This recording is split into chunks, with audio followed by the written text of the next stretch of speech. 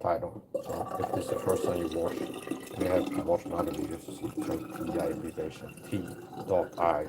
You know what that's referring to. So let's talk about the rap artist T.I. Okay, you can call it in a song or something like this. The most active very Christian T.I. I'm talking about, or I'm a T.I. Okay, the video description, it means targeted video. So I'm a targeted video, so college means I'm a targeted secret persecution program, which is a state persecution. And I'm a Christian in talk with this, which by default means that I am actively describable as a Christian TI. And gang stalking, so-called tornadoes, is not a phenomena that only befalls Christians. Okay. Now I'm a Christian, and I'm the only Christian that I know that's taught with government gang stalking tornadoes. But there's plenty of other TIs in this world, and I don't know exactly how many. I would guesstimate somewhere between 1,000 to 100,000 tornadoes globally, which means people are targeted to a level where they know that they are targeted that they're targeted with a persecution program. So I have a Rumble stream going in on my laptop in the living room, and I started this phone stream. I had a phone on charge, and it got up to 100%, so I'm ready to go live again. I got around minutes as far as battery time goes. So, gotta make some coffee here. Sometimes, it's like I don't only train on my Rumble stream that's still going. I've been talking about knife fighting martial arts. So knife fighting as a martial arts form, type of martial arts. And I don't only train at my best. Which is why I'm not going to be training on punch or knives. I don't have insecurities. I cannot show myself if I'm not at my best. Sometimes I train, it's like I'm sleep deprived or I'm feeling sluggish today, or it's like I'm not feeling on my physical A game. Maybe I'm dealing with asthma or something like this thing, allergies, and I don't feel like I'm at that's like my A game. And I got exercise. Why does that make sense? Because you're building experience of performing the martial arts at your worst or not far from it. So you're not only having experience of executing boxing techniques at bright and early after a cup of coffee, feeling like doing somebody like $1,000,000 in the morning, and that's the state that you've been training boxing punching from. State, fresh, energetic, feel like $1,000,000,000, and then working from there, throwing punches from that state, boxing punches. But you built experience, maybe training in a low light environment, training connecting with your boxing techniques at a tennis ball, and it's not that good lighting, so it makes it harder to track the orbit in space and connect with it. And maybe it's like you're not feeling really energetic today, but you're practicing the martial art not at your best. So you're having experience of suboptimal physical states, okay? Because who knows, if you end up using your martial arts skills, it might not be like a dream scenario. Where it's like, why if I get into a 500 box, it's like it's gonna be when I'm feeling my best, like in rare form, fresh and feel like $1,000,000,000. It might be where it's like you're tired, or it's like you just came down with a cold and just recovered from it, and the day that you end up having to use self-defense skills to fight somebody might be while having a cold and not feeling that energetic, something like this. So it kind of makes sense. Anyway, I gotta make coffee here. I did a test of the 12-foot rule. So I started out playing on my Rumble stream a video about the 12-foot rule, which is a drill used by police academies in America called the 12-foot rule. And basically, the drill is something that they use in police academies to train police officers. And it will be, it's like the drill is, okay, police academy graduate or whatever, at what point, police officer, your job is to stand with your firearm and your duty belt in here, and then this guy is going to start charging it. It's starting at 21 feet. It's going to start running at it with a knife. And your job is to get the weapon out, deploy your weapon, and put rounds on target, and ultimately click the weapon before his reach you and is impacted with the knife, okay? And what they've learned from this drill is a lot of the time is that before the officer has got his weapon into action and is pulling the trigger at the person's already at him, stabbing him with the rubber trade knife. So I did like the training, tried it out. Let's talk about it earlier in the Rumble stream. I also tried it out. And how I did that, I'll do it again. I don't try this at home, okay? I'll do it again. Putting it to the test. Okay. Now this is an narrow view we're working with here, so possibly I have to go here. Or maybe even over here to the left.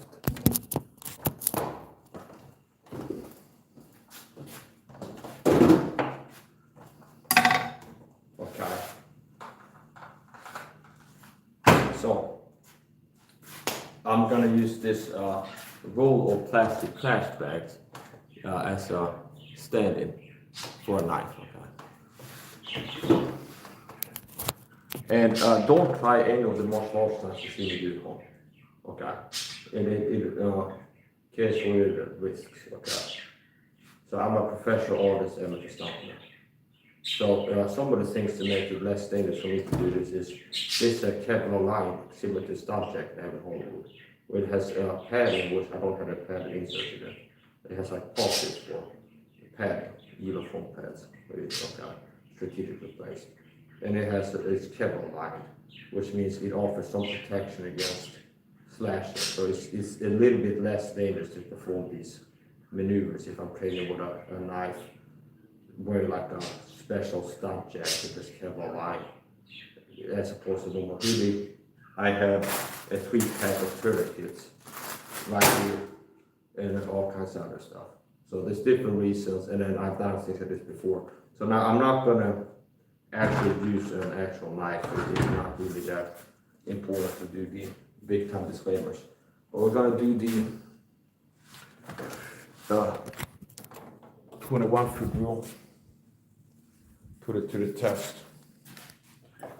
It's kind of hard to capture everything. So we'll do it like this now.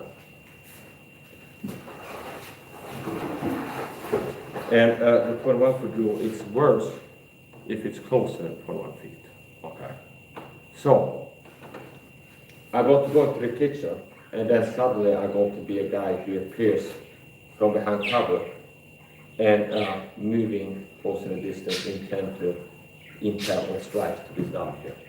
And I guess you could count my steps and try to get a guesstimation, but I would guesstimate it's got to be at least 15 feet with some turns. So here we go.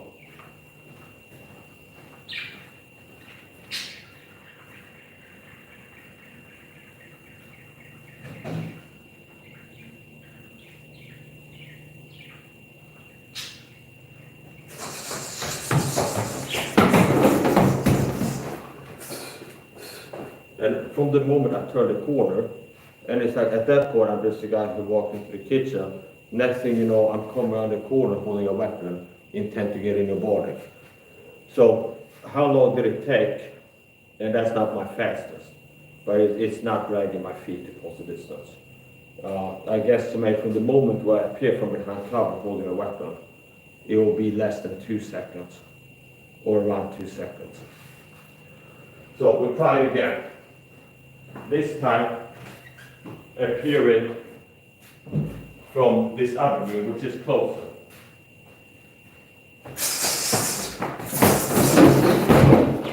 And there's an inadvertent takedown because the hand and fist were extra ferocious. They became a knife fighting hand and fist takedown, okay? By hand and fist alone. Because I feel kind of good about the violence of action. So, with fighting, it's not only about skill, it's about initiative and aggression and fearlessness, or being in a state where all caution is to the wind and you're not caring about getting hurt or dying right now. That's also part of what can determine if you're successful in your tackle. So, I'll show something else that is relevant to knife fighting. Now remember, don't try anything you see me do at home.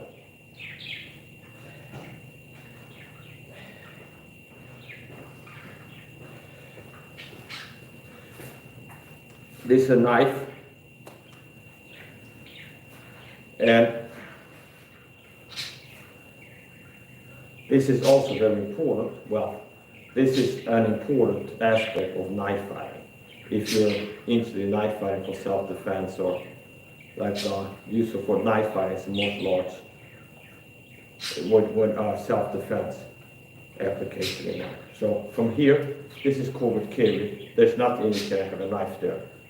Okay, and it can be a normal knife, and it can be pretty fast, and speed matters. So from the moment the decision is made to deploy the weapon, here, see, it's ready to go, and from here the last part will be closing the distance. So deployment practice is important. So you don't want to train if into knife fighting martial arts. First of all, use a training knife, not actual knife. You don't want to only train, okay, I'm going to train knife fighting techniques. And it's like get the weapon out, assume like a fighting stance, and begin doing techniques. Because all this training, be like accurate, fast, and hitting target zones, so whatever you're practicing, using the weapon, having it in your hand, that's no good if you don't have a weapon in your hand. So if you're really good, like a target shooting in the Olympics, at like hitting the bullseye, it's like you get the special glasses on, you get the gun, sit down at the table, and it's like you get it, okay, ready to go. Now, if you don't practice, so that's like Olympic shooting. If you're training for self-defense fighting with weapons, part of it is also having the weapon covered carry and getting the weapon out. So now you have a gun in the gunfight here. So all the skill of shooting or fighting with knives will depend on what the martial arts form is. It's like being good at stabbing, accurate, fast and stuff with a knife. That doesn't do any good if you don't have a knife in your hand. So practicing knife fighting, one of the basics of fighting with a knife is having a knife in your hand to fight with. Okay. So deployment is important. And don't speed up the redeployment too much.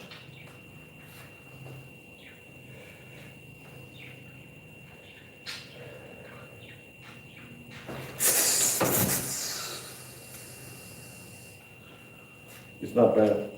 Now, with a knife like this, you can have either pocket.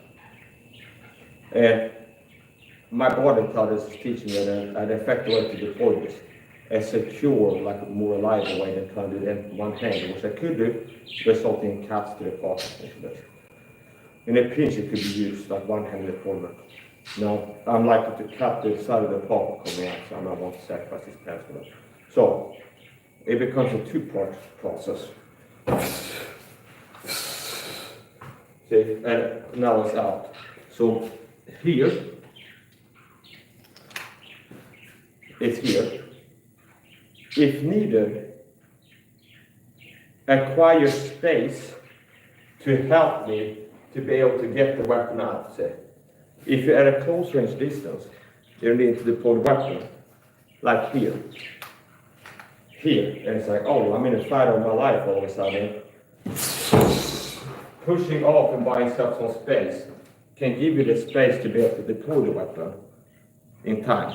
Because here, one of the most effective ways to protect yourself against a knife attack is to interfere with the deployment. See? Because if I'm here and your body is here, it's really hard to stop me from creating slashes and stabs, like stab wounds and slashes from here. And a better way to keep yourself from getting slashed or stabbed is to interfere with the deployment so there's never knife attacks can launch at you. Like for example, grabbing the weapon. If it's somebody deploying and it's a gun handle here in a holster, controlling deployment arm, and then attacking different ways. Maybe doing a takedown, maybe go for getting control of the weapon, and now you have the weapon. So, if you're trying to not be hurt by a knife, not having a knife deployed at you is good. If the knife is deployed already, that's harder. So it's easier to stop a knife from being deployed than to stop several knife attacks from landing. Okay. See? So for self-defense, if the person is about to pull a knife, I can tell if they are pulling a knife or lifting the shirt with the weapon there. I might want to close the distance and interfere with the deployment somehow. Whereas if I'm the person about to deploy the weapon, I might want to increase the distance.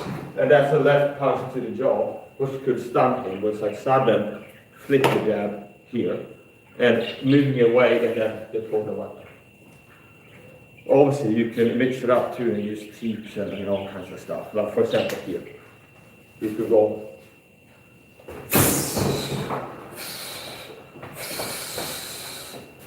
okay, so there's all kinds of stuff you can do.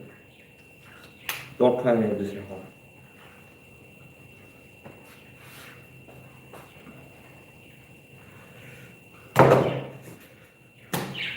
This reseating time is very exhilarating.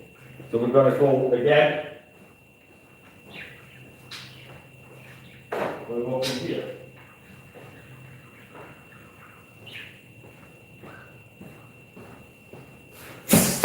And that's covert approach, deployed covert approach. Where it's like I already had the weapon deployed, but I'm disguising the presence of a weapon in my hand and go from concealing it to revealing it. So here,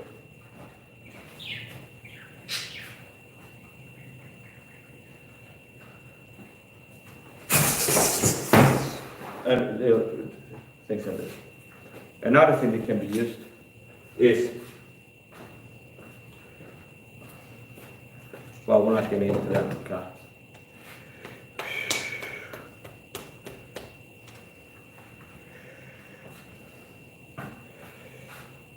In my previous training, I broke the sheath of the fist force knife. Now, I mean, it's still functional. Somewhere.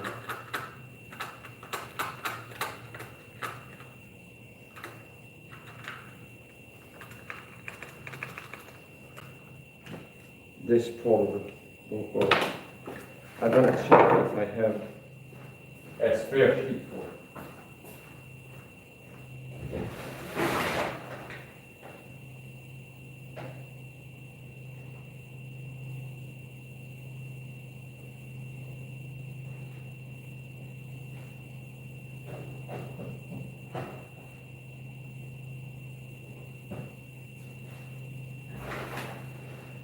So here's a rubber knife. This is better to use for training. Don't do any of the training or the maneuvers that you see me do. Okay. And if you're going to do knife promotion, use a training knife. This is a rubber knife covered with duct tape. That's, I call that punch cutting, which is basically, this is boxing. 1, 2. Short range, left, cover right, okay. Now, boxing techniques augmented for knife fighting is, see, you notice I'm punching the knife blade. I call it punch cutting, where I'm throwing knife attacks into boxing, see. So instead of, going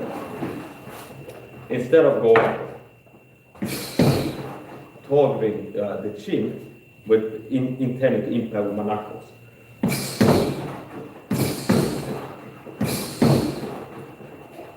I'm missing on purpose with this kind of technique. And instead of throwing a 1, 2, impact with knuckles, I'm throwing a 1, 2, and missing on purpose with the knuckles, punching to the side of the head, which means I'm punch cutting, I'm punching the blade into the person. So that's what I call punch cutting. See? And it's like from punches only aiming different way. Go left. Here.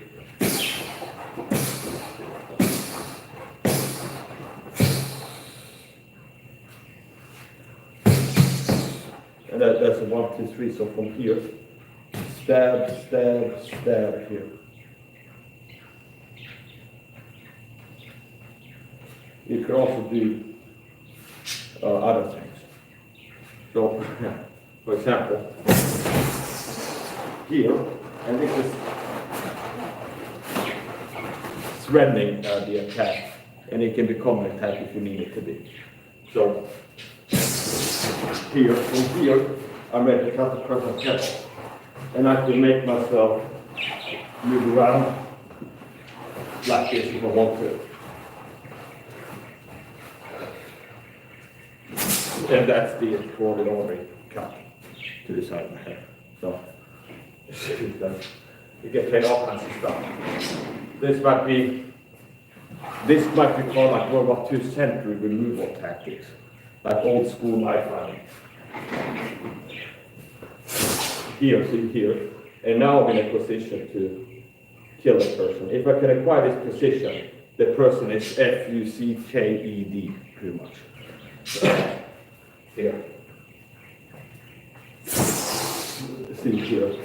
And now I'm avoiding, meaning at this moment, I'm not attempting to cut the neck. I'm acquiring a position where I'm able to cut the neck at will with little chance that he will successfully defend himself. Because if he kicks me in the balls, he just got his throat slashed, kicked me in the balls. So any aggressive movement from here could trigger this, okay. Now from here, acquire this position, you can do all kinds of stuff from here. That's a drill if you want to. So,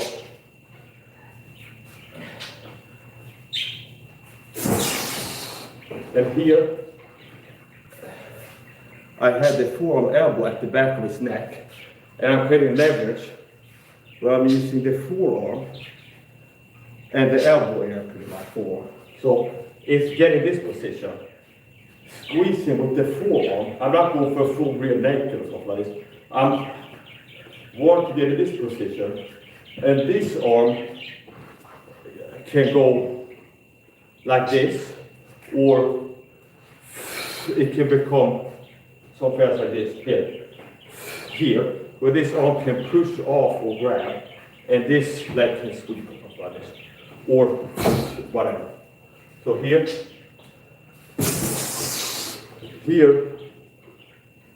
I'm going more for like having the blade closer. There's a difference. Am I trying to, this is like World War II knife fighting. It's like sneak up with a Nazi guy who's like a guard in a guard booth. And then get him, and then be like, where are the prisoners, something like this. It's like, now here this is threatening, where the person can feel the truth, that they don't really have a chance to survive it, meaning they can feel that I decided to live or die now, which is very good for negotiation leverage. Meaning, a show of force, shock and awe, and the person feel like they don't have a chance, like demoralization effect instantly. So if you come up and like, it's like suddenly somebody has a hold here, and it's like if they know they have a knife before, especially, it's like here, it's like I'm reacting to the action. So right now the guy is just holding me, but if it's like I'm gonna turn around and something like this, I'm reacting to his action. So if I start acting, he reacts to it by just pulling on it. It's like very little space to go from like almost knife in the neck to the knife in the neck. Okay. So here,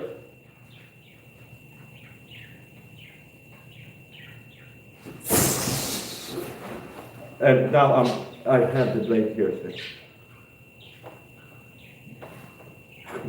Yeah. So here it can also go here.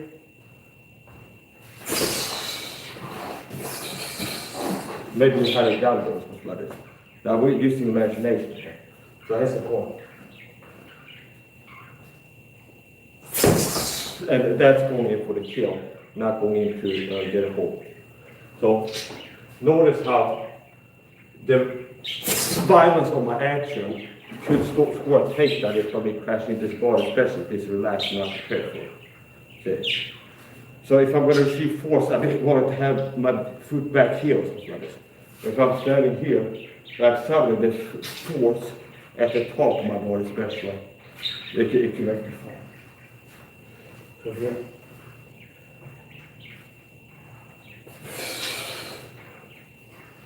And how to practice this technique.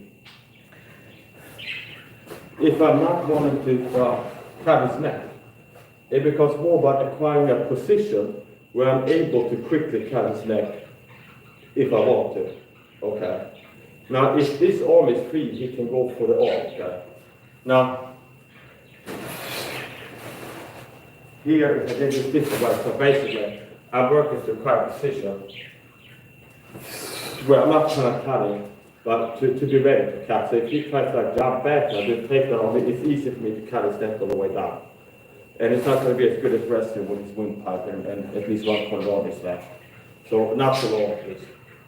So you can go here, and I want to get the forearm here, and then applying force like this here. So this here, and I can squeeze this arm together, and quickly from here, which is not like a good hold either. It's more about being in a position where quickly I can cut the neck, and I can push towards it. And notice what happens if you end up doing a slash like this. This is an altered position for rapid follow-up stabs down here or down here, see.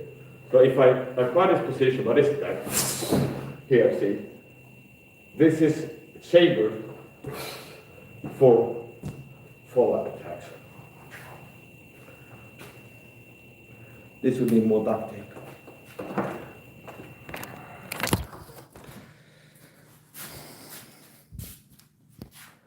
So, what else are we doing? This is harder, this shot you could believe. So, I'm content with the performance because I've been sleep deprived, haven't slept for a long time. My airways and asthma is connected up today. Not an asthma attack, but it's like I don't feel as good. And I've been able to close the distance repeatedly, quickly, and deliver dangerous attacks. Okay. So one of the advantages is like people get taken to prison or walk camp by the Germans.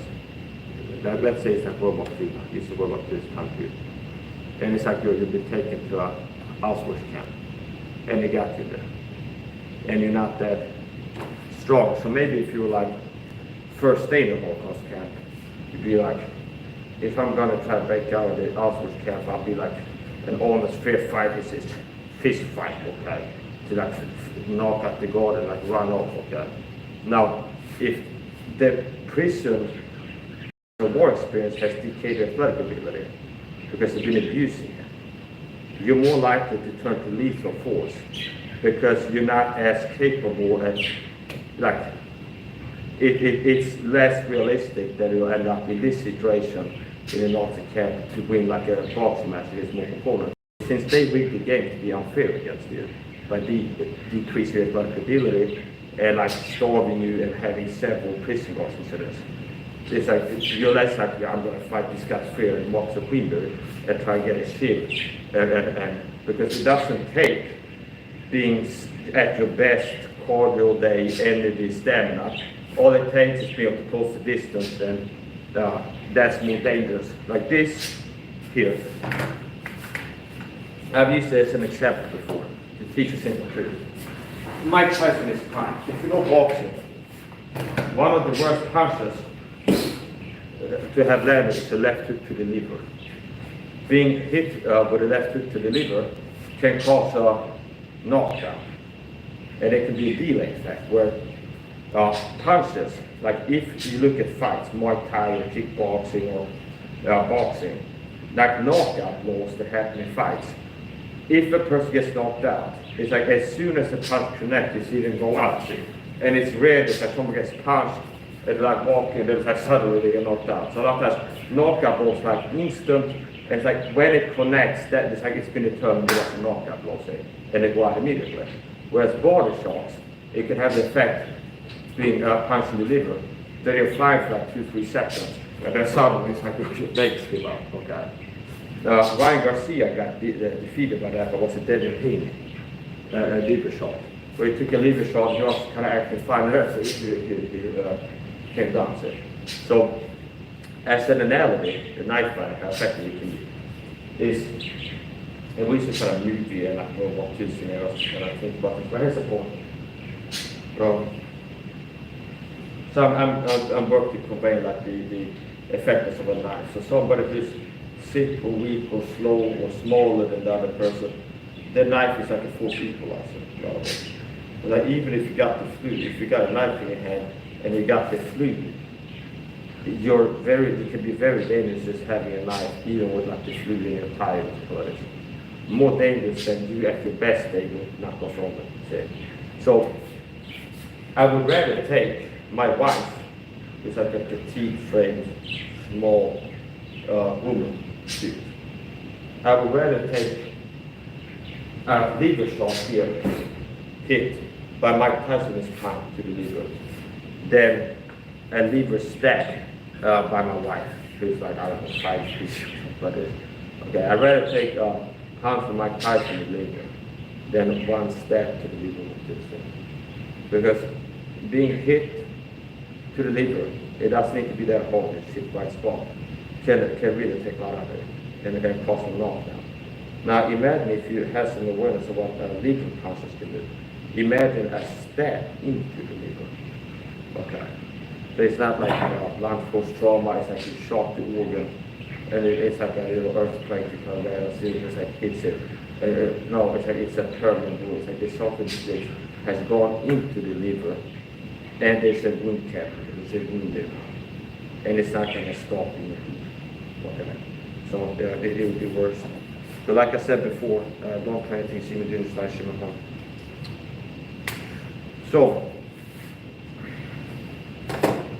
one of the old school, close to World War II, close to World War II, knife fighting training system materials.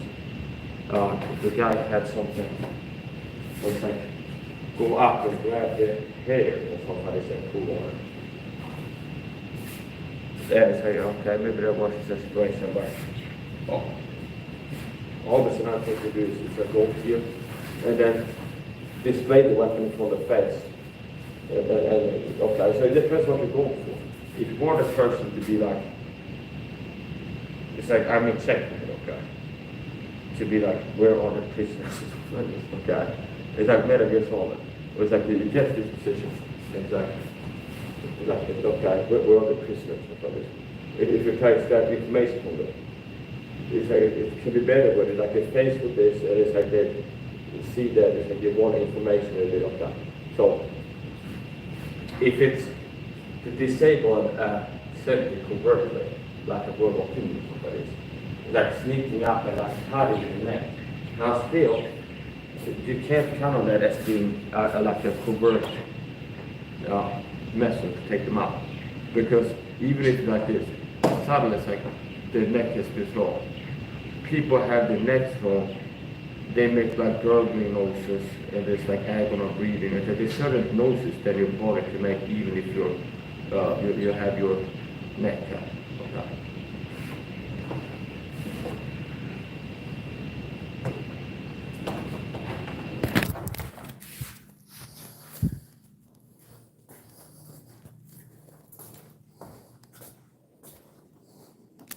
Even if the dummy did see it coming, someone saw the dummy didn't see that coming. Even if the dummy would see that coming, there's something called a 21-foot rule. So if there's a dummy, if he was turned this way, and I appear with a knife here, and then decide to charge him and stab him with it, it's less than 21 feet. So what's worse than the odds at 21 feet like disabling an attacker charging with a knife before they can impact with the weapon. What's worse than 21 feet is the range starting at less than 21 feet. Okay, will be like 20 or 15 or 17, or even worse, about, what is this, 8 10 feet, 1 2 3, about 4 meters, I would say. I guesstimate this to be around 4 meters. Okay, so the dame didn't see that coming. I don't know if you're trying to be cute or not. Okay, even if the dummy would see it coming, he would be in trouble, and he would have not the best chance to be able to stop me from succeeding in getting the weapon into him. I mean, even if he saw it coming. Okay, but maybe one of these people being passive aggressive in the chat and doing like some coward passive aggressive little. The way it's like you're acting as if what I'm doing is not effective. Like, haha, okay. It's like, especially when I'm doing really well at something. It's when people come back, it's not good or something like this. Okay. And I'm sure you keep the same energy if you were within 30 feet in this apartment in here and be like, hey, I'm the guy in the YouTube. And it'd be like, ha ha ha. I'm sure you keep the same energy. Okay. I'm sure you would. Okay. Keyboard guy. Sunny Chibo, good morning. Well, good morning to you. In Sweden, it's past midday, past noon. Okay. I don't play games. It's like this is not on this channel with the host. If that Rand guy is in there, if it's on these trolls, this is not one of these channels where I let things slide and people get away with like people coming being passive aggressive, taking jabs at me. And I kind of let it go and be like, oh, whatever. It's like, okay, the guy didn't get blocked on my channel. No, people rub me the wrong way. 9 out of 10 times they get blocked as soon as they rub me the wrong way, okay? And do you understand? And it's not like one of these channels where you get to be in my chat and be like attack or troll me or be disrespectful, rude, and get away with it. Now, if I was looking to get monetized, and it's like I was doing YouTube for money, and be like, I gotta get monetized, I need to get to like 10,000 subs, then I get monetized and start getting streams. Like, well, it helps to grow the more people have running the chat, so let the haters keep spamming the chat if they want to boost like the algorithm. But it's like that's not what I'm doing here, okay? It's like I'm producing quality content, and I believe that God can make people find the content. So it's like if a Christian's out here like praying to God, God, I pray you help me to learn more about knife fighting or stuff like this. It's like I'm live right now, and it's not impossible for them to end up finding a channel where it's a Christian teaching knife fighting martial arts and do like theory and practice knife fighting martial arts videos. So I trust that God can make me have growth and success in reaching viewers. Like even if I don't play the game like other people do. Underline play the game, see. Well, I'm making videos staying true to myself and my standards. And it's like I believe that like if God wants me to have an audience that grows, it's like that can happen, see, despite other things. So anyway, Sunny is not getting blocked. The other person was it's like I saw a person leave a comment there where it's like, it said, okay, it looks like there could be one of these passive aggressive trolls in the chat who's come in when I'm doing software training or something, sharing free value and being a toxic piece. I get a lot of people coming like, oh, I'm training martial arts, and I throw punches, somebody coming like leaving like laughing and more this, as if like ha ha or something like this. So it's like, okay, this is a guy I never did something wrong to. I'm practicing talk about self-defense, and nobody's paying. So it's like I'm sharing, entertaining, and like things that people can learn from. So working for free, okay. Then it's like, oh, a guy shows up being an antisocial, pathological piece of shit, acting as if he's got the right by seeing me being better than him to be like, oh, that guy makes me, I wish I was fast and athletic and capable. So I just started to do sucking motherfuckers. So it's like, seen it before. And the call said, I'm throwing punches, training martial arts, and somebody shows up on the chat, you suck, you motherfucker, something like this. Okay? Do you understand how mental ill people are? It's like people are so mental ill. And sometimes when people come in, like, I'm provoked to start attacking with the chat. As I always told us, like, yeah, I'm sure it's like, you're the type of guy that like, go around talk like to people like this in the flesh too. Like, do you understand, like, what you get if you're a streamer?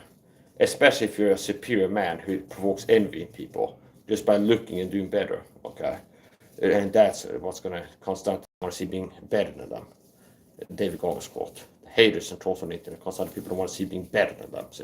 So if you're out here showing superiority with like your discipline, you're a manly man practicing manly man stuff, you're being part of masculinity, utility, you're teaching and passing on skills and know-how and things like this. So it's like you're all kinds of masculinity at the same time. Something a lot of people are having a deficiency in, to the point of having like a known insecurity. So here's the point. What's my point here? So now, if you think about it, how crazy it is, like the hater culture. It's like people like me are out here training martial arts, and it's like people show up in the chat, be like, "Fuck, just such a pussy. Your punches ain't shit," or something like this. Okay, now you don't see this in real life, where somebody's practicing some kind of art. Like, for example, you walk in the subway, they got like a basket, like a guy who's like playing a guitar half good, kind of. Where people go, "You fucking suck, bitch," or something. You don't see this in real life. With that, even if the guy sucks, kind of, he's just playing a guitar, okay, and doing some art, you don't see people go like, "You fucking pussy," or something like this. You can't play for shit, okay? Because it's like it's a difference between how people act, how most people act in real life, and how they act online, okay? Now you can find idiots that will act like crazy in real life too, okay? I mean, I've seen videos of mental patients and mental ill people that it's like, I've seen several videos where it's like mentally deranged guy jumps over the fence in a suit, runs up and starts petting a pen or something like this. Okay, until the pen decides he doesn't want to be petted anymore. Okay, or it's like people, some guy is like a loon Christian, he's like, takes it around with it, like, they believe that God, the Holy Spirit is giving them power to be like, hug lions safe or something like this. And he's like, I'm not joking, like this is never videos like this. But that mental ill person jumps the fence in like South Korea or something like this. Then the lion's dead, and he's still like preaching the gospel to something like this. And it's at the lion because and that's what it does, okay? And so it's like people, these crazy people, okay? People are mentally ill. People, unfortunately. Yeah, so if you're watching my videos, don't expect the chat to be open all the time when I'm live streaming, first of all. Secondly, don't expect me to tolerate people coming to the chat and bullying me.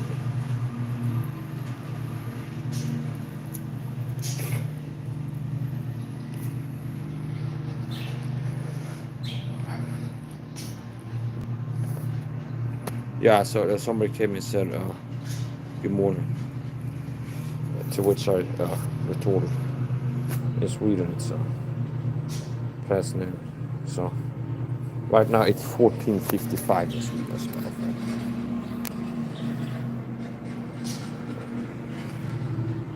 And here's the local current weather situation. This is what it looks like at 14:55 in Sweden. Wednesday, August 20th.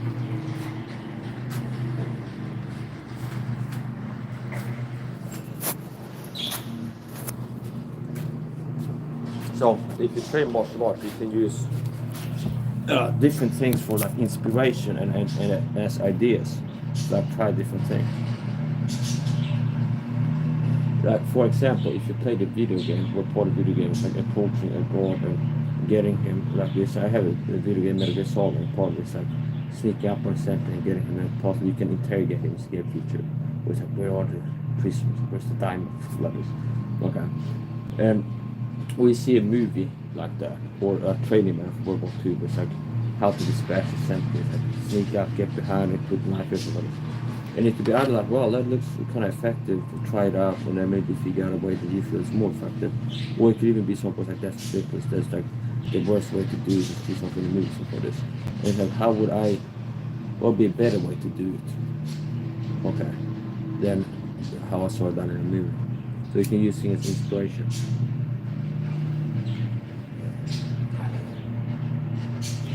So,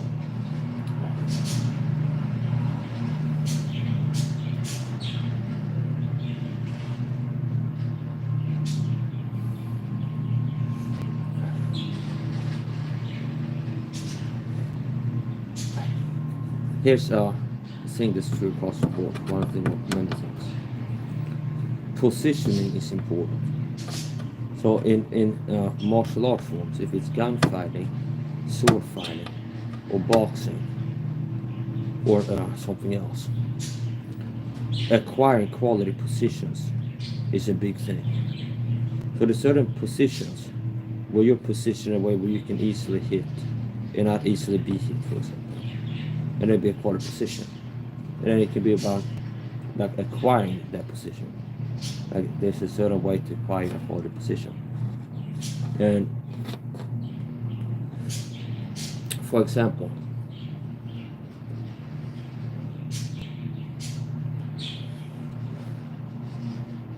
in Brazilian Jiu-Jitsu, they try to get each other's back a lot. It's like get in position and get the guy's back, and they work from there. And from having the back, you can turn it into an armbar or rear naked choke, or all kinds of stuff. So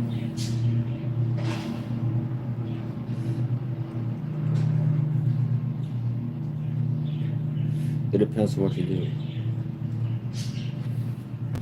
Now I like knife fighting. Okay, take care. So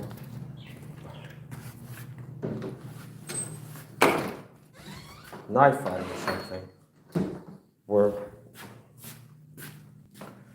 I believe that somebody can be effective at knife fighting if they're good at knife fighting. You can counter any style with knives, okay? Meaning if it's kickboxing, Muay Thai, or a wrestler, or Brazilian Jiu-Jitsu aficionado, if you are good at wielding knives, you can counter any style. Now, I talked about this before, where the 2-1 foot rule talk about knife fighting. It's like, 2-1 foot rule. Now, the 2-1 foot rule, which I looked at in the comment on like a news station that had like a segment on police academy drills where they drill the 2-1 foot rule.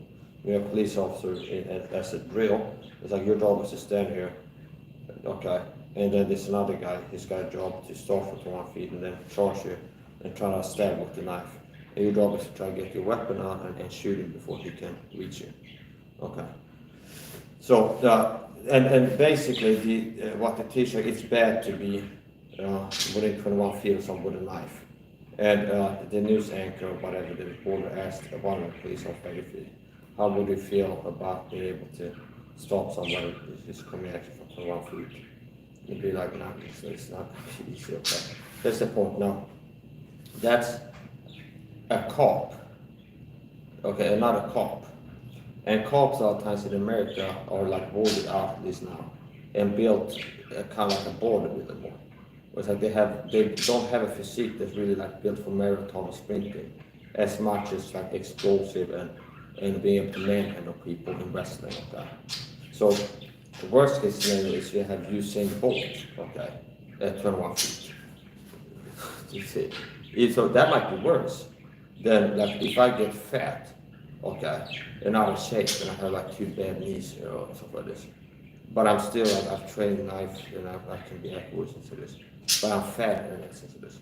Now it might be more dangerous to have Usain Bolt with no knife fighting martial arts training, just his speed and athleticism in the starting blocks, and have him start at 1 feet, just running at you, because once you're this close with a knife, it's not that hard to hurt the person in front of you. Okay, so if you can acquire this position, knife at the hip, here, and be within touch with this other person. If you can get into that position, now you have a close position, and it's can be very hard to stop the person who has acquired this position from being able to succeed in getting the weapon into you. So, from here, for example. So, touch distance with the left and right hand, knife at the hip here. If I've acquired this position here, it can be very hard to not end up being hit, okay? Meaning whatever the attack is from here, if it's this, okay, with a more sophisticated way of attacking and less expected, and if you can land it like that, that's a worse move. Now, from here, no matter what the attack is, if it's this, or this, with this like a hook, see, I'm slowing down a bit. So here, this kind of straight in here. Now it's to the hip here. Now, that's to the neck and that's worse. Now it can be also here, see. So if you're able to get in this position as the knife attacker, this is a good position. Like if you can acquire this position, the odds are in your favor being able to connect with some of these ones. See? So position is important in combat, in all combat. So here, this is not as good of a position as knife attacker. As the same stance closer, this is a better position. So if the goal is to get the knife opponent, so if you can acquire this position, it's like it's almost already determined if you're going to succeed or not. So from here, this is not as close a position, because from here I still have to close the distance and get close enough to deliver attacks. So if you can get to this position here, where if I can touch with the left, I can touch with the right. See? So anywhere where I'm in position to touch, making contact with the left hand, if that's here or grab or whatever, or a punch or whatever. If I can touch with the left, I can touch the same thing with the right. Okay. And even with a retraction, so if I can connect with a punch here and the head moves away, I can still connect with the right because I have more range with this. So this is kind of like the poor man's training knife, so don't try it. Whereas like this is not a training knife, this is a knife in a sheath, okay, carry sheath. And I'm using it for training. So this is another whip that I like. And you can do punch cutting with it, as I call it, which is pretty simple. It's like small punches, and instead of trying to hit with the knuckles, I'm hitting with the blade. So I'm punching the blade. And it's a term punch cutter. Like this. Now, if you for some reason would have this, and you haven't fully deployed yet, okay, but you haven't cheated, don't try this at home. Here is a one-handed, this one is injured and shot. Okay? That's a way to deploy the weapon. And also it was the third attempt because it's the first time I tried that. So that's been the first time I tried it. With training, there's going to be things I can figure out how to do the one-handed deployment. Whereas like, if I look and think about it now, oh, I need to impact with this part of the sheet. See? And sure enough, see, with applying some thinking, it's like I figured out, in theory, that would be a first attempt success at deploying it if I can do what, connect with this part of the sheet. And then you try, yeah, sure enough it works, and then you can start drilling that. So, for example, back when I used to have revolvers, I've seen Masad Ayub, okay, who was showing like a drill, like old school police show where they had revolvers. And it will be how to reload it one-handed, okay? Which, in case, I guess, this hand is out of commission, it's been shot or okay, this, you can't use it for some reason. Like how to reload this revolver one-handed. And it will be like a special, like a technique to it. And it shows like you do it like this, you put it against the belt or inside the belt, and then if you have loose ammo, yeah. Now, a lot of times it's better if you figure out the best way to do something and then drill it. Rather than it's like this, I have a knife in case I need it. And then when you need it, it's like now you have to figure out effective ways to use it. So this is a good knife. This is called Steel Recontento. And it's a formidable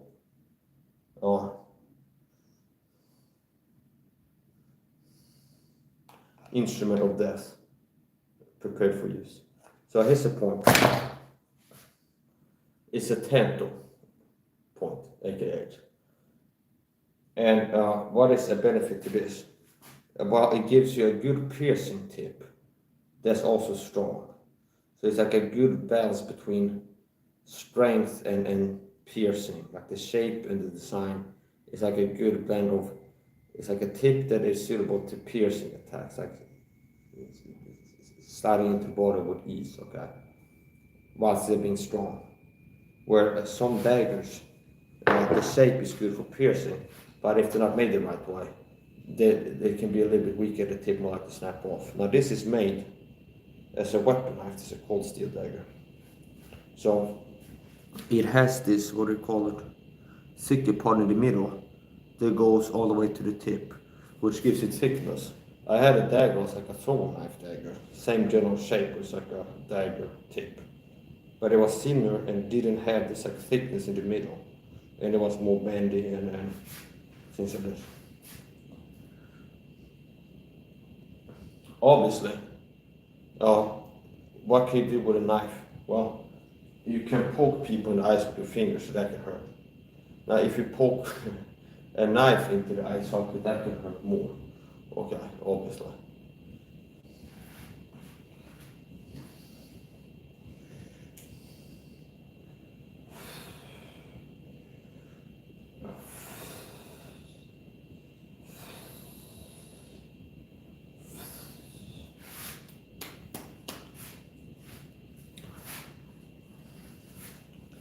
You can use a knife to defend against a wrestler, a strike kick, anything. So, for example, if you look at this kick here, here, okay. Now, if that is thrown at me, and I have this knife here, and then I see that coming, so you notice how you can do that. So you can defend against, use the knife to parry. I call it the sword is the shield. So you can use the knife so as a shield. So how is the shield used, or a buckler? It's a sword swing coming here, raise the shield and intercept it. See? So you're using the knife, it's similar to a shield, where it's like, if there's a punch thrown at you, if I can do that if I see a straight punch coming, it's like I'm moving away, and I'm moving the blade and letting it punch into the blade here. Now also as a static defense, if I have this guard here, it makes it more dangerous to throw punches or kicks to the right side of the head, especially. And also from here, it can become other things too, like to the inside all kinds of stuff. So with this here, I'm not relying on stand and wait for something to come and then intercept it, okay? It's a redundant system where this alone, if I can see like somebody moving close to distance and they will keep up with it, this in of itself can be enough to make an attack miss, okay? Like if the time is right, close to distance to sort of close to move it, okay, it can make something miss in of itself, just moving back. Now, if it's a kick moving straight, this can be better. Now if I'm doing both at the same time, I'm working to buy space and connect with the incoming attack at the same time. That can be better. So this is okay. Also with knife fighting, I've seen people that are overconfident leave comments on like knife martial arts video at least once on Instagram, where somebody was training knife martial arts. And someone was like, I trained Krav Maga or something like this. If we see a knife, we'll kick. Okay, buddy. Now, if you're fighting somebody that has trained knife fight martial arts, that's different, like an average Joe attacking the instinctual way. Okay? So, something that a lot of people might do, they haven't practiced and thought about guards and stances to assume to begin, okay? As starting point. You're more likely. So this is very valuable that I like teach you these small things are very valuable. For somebody looking to be dangerous with a knife and not be disarmed.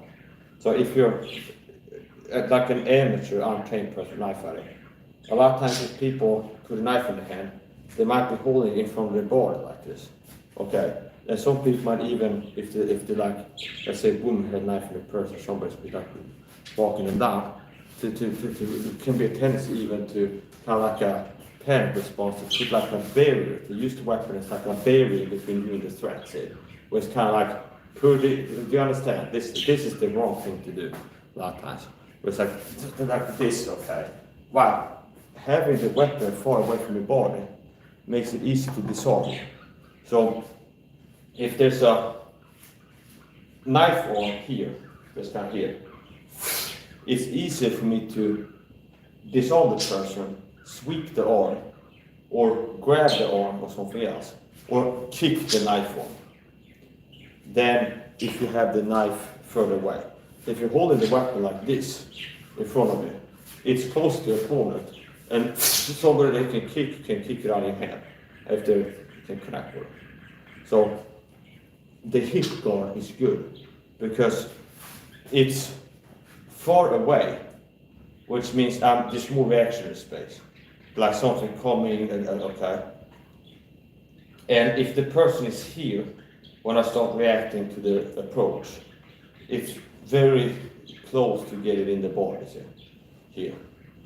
And at a distance here, it's harder for you to reach this, like you kick it. If I have it here, you can kick it like this or from the side, and it's easy to disarm it, or to close the distance and sweep the other way. So having it further back, like to your body, can make it hard to disarm it. And this is also a power position. And if quickly the distance is this, because they're charging it, like you're ready to deliver close range attacks from here.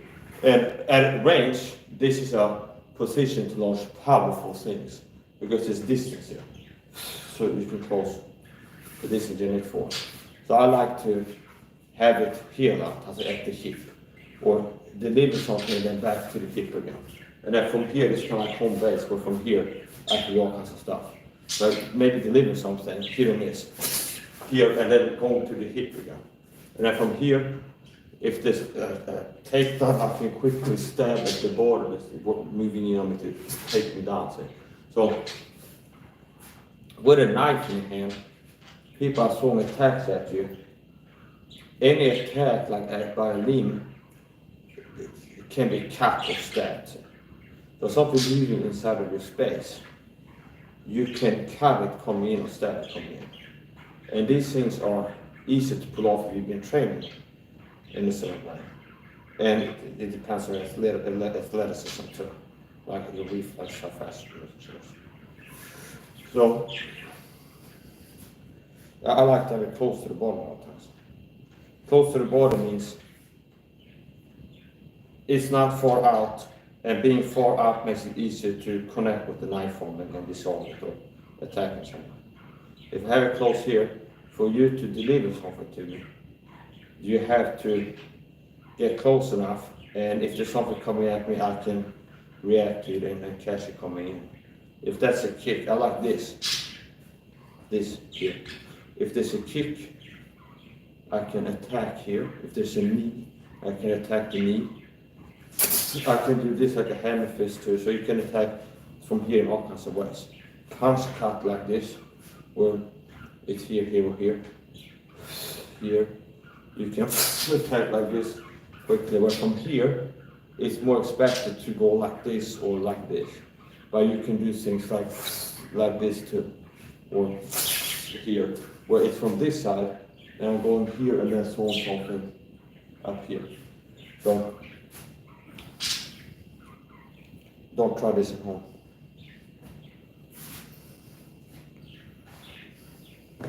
Now, fitting enough, the bag that I used before for the 20-foot or so rule drill. It's this Ninja Plastic. Okay.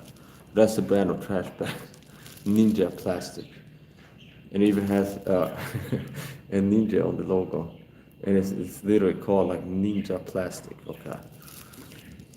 100% fumble-free garbage bags, made entirely from recyclable plastics. 15 bags, 20-liter drawstring handles. And I'm sure Ninja can figure all kinds of ways to use this. If they had plastic bags back in feudal Japan, So,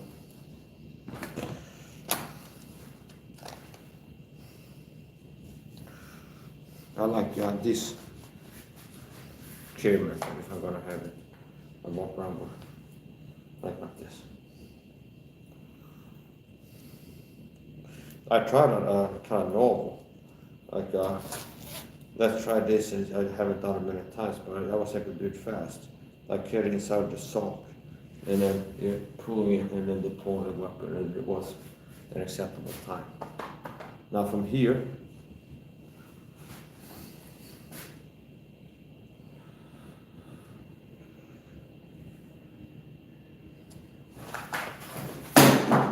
and it went flying.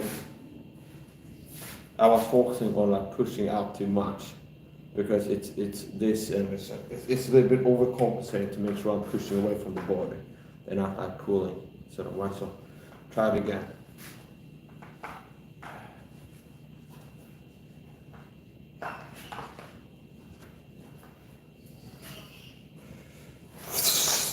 There you go. Okay. So I like this. Here.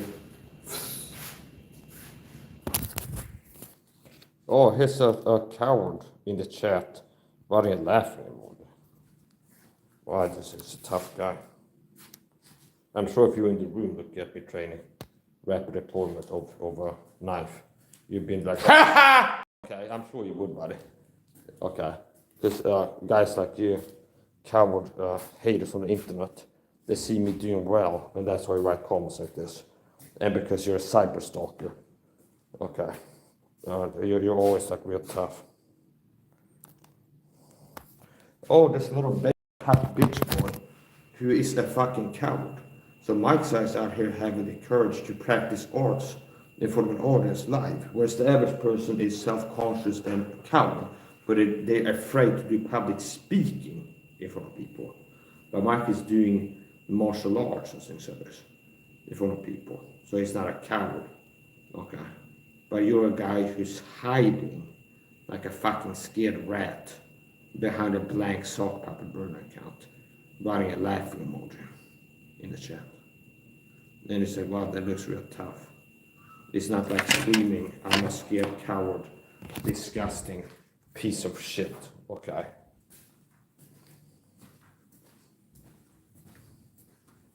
Why to write your name, your address, your zip code, and where you go to work and things like this in the chat.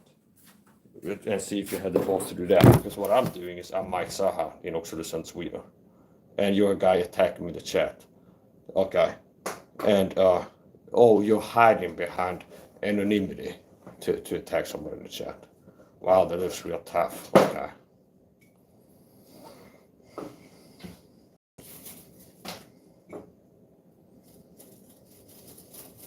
So since you don't have an argument, I love to throw micros in the machinery.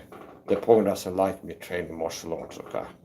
The deep state does like me go live and training martial arts. And them not liking that makes me like it more, if anything. So there's a quality argument there. A laughing emoji, okay? So go ahead and try to make a ridiculous case that's not going to be true for why what I'm doing is laughable. Okay. What a disgusting piece of shit. So, it can't stand that people don't want to see me being better than them. Okay. Det är väl ganska skor on haters on the internet. It can't stand that people don't want to see being better than them. So you're a scared coward, unimpressive, beta bitch most likely. Low testosterone athletic ability. And a scared fucking antisocial piece of shit coward. Okay. And you're like, haha, in the chat. It's like, okay, you're fucking pathetic. You're a disgusting piece of shit is what you are. You're a really disgusting piece of shit. Okay. Mike is true enough, Mostard. I got coming here, okay. Now notice how that's the gang stalking program. Because like 47 minutes ago I said, here's how I get attacked by cyber stalkers. They'd be like coming in training streams and leave like a laughing emoji or something like this. But that's the gang stalking from this guy's hand that told him to come in here and leave a laughing emoji in the chat most likely.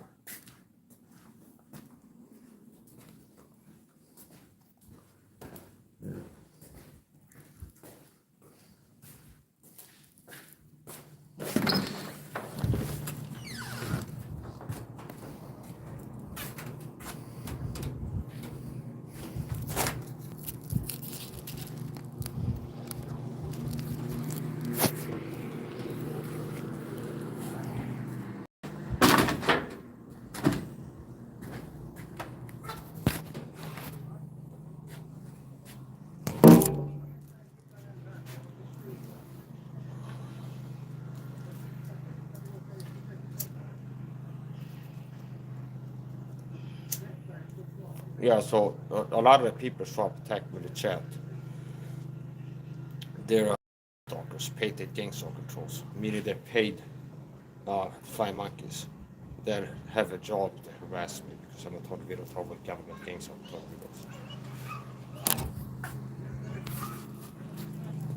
videos. Somebody here comes another person.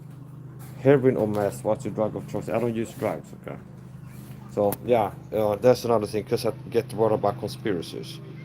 They work to discredit me, to do like a smear campaign. Like Mike is live training and showing speed and athleticism. So we need to do like the discredit him as a non-credulous person because he's getting worried about gang stalking on the videos, and then also insinuate, falsely attribute his superior athleticism and speed contrast to the base man to drugs that he's supposed to do. I don't do fucking drugs. I don't do heroin. I don't do meth. Okay. So what makes you think I'm on meth or heroin?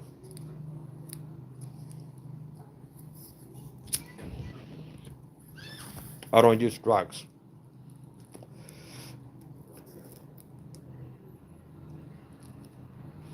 So this is type of tone I get from the gang stalking when they send five monkeys into the chat to falsely accuse me of being on drugs.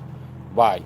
To discredit me, and because when I'm training, sometimes it's impressive how fast I can move, my stamina, my energy, my force of attack, and things like this.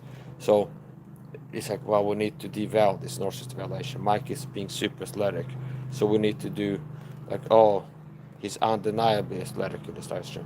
So we have to go to he's on drugs, and that's why he's moving fast and having stamina and stuff like this.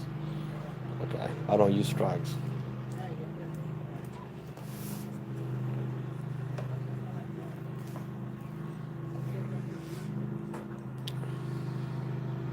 So these people are the same type of people that Frank DeForno talks about harassing, gang stalkers, low-level Illuminati people.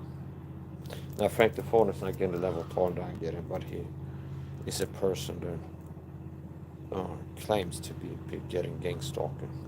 Then if it's true, he'll be getting like level 1 or 2 gang stalking.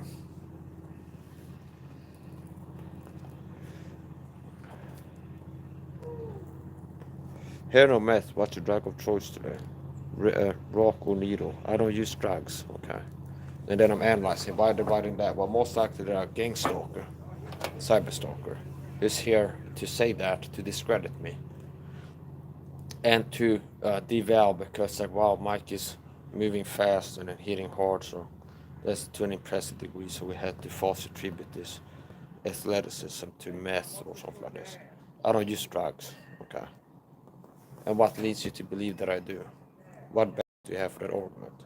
Now you most likely just need to do a hit and run lie attack, okay. You should go listen to Do the Bible Church, was a gang stalking American church. But Pastor Tom's the goal and things like this. They like to do gaslighting, narcissistic abuse. You will fit right in with them. Now you work for the same program they work for, so in order like to peace.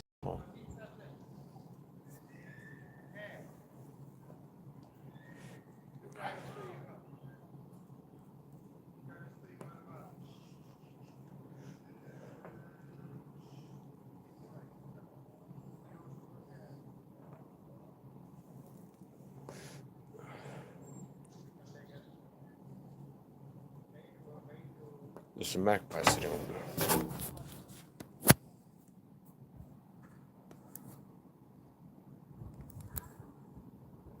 Yeah, so when people come to my chat, like these cyber stalker accounts, they're sent in by the gang stalking program and the cyber stalkers.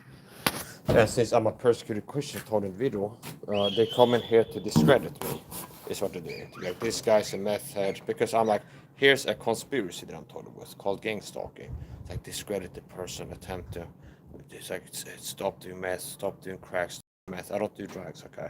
But it's intended to make people think that I'm a paranoid drug head, and that's why I'm sharing a Christian testimony being persecuted, okay? It's drug use. Even though Mike is a teetotal, doesn't even drink alcohol, didn't drink a drop of alcohol for 6 months. Where it's like, well, that's his true testimony as a Christian as well. So the deep state need to pay people to go it's just like, well, he's a teetotaler, doesn't use any drugs, but we need to go and have people say that he's on meth or crack or something like this. So it's intended to discredit me, and also intended to put a seed in people's mind that, like, if I'm moving fast and hitting hard and things like this, having good stamina, it's a mess. Okay, so because I'm performing at such a level athletically, that's like a superhuman and so far above what the average man in my age range can do, it's hard to believe that it's true that somebody can be this good to a point where they have to accuse me of being on drugs. So that's how I know you made it, when people accuse you of being on drugs, because you're performing, you're moving so fast, hitting so hard, having such high level stamina, then it becomes a credible enough false accusation you're on drugs, okay? Because you're performing at a higher level than the average guy can, okay?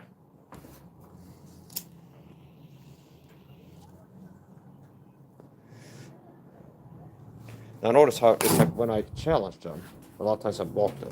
It's like, what leads you to think I'm on meth? And then also they just don't have anything to say. They just got told by the handler come in and say this guy's on meth to try to discredit me and play the games. I don't use drugs, okay?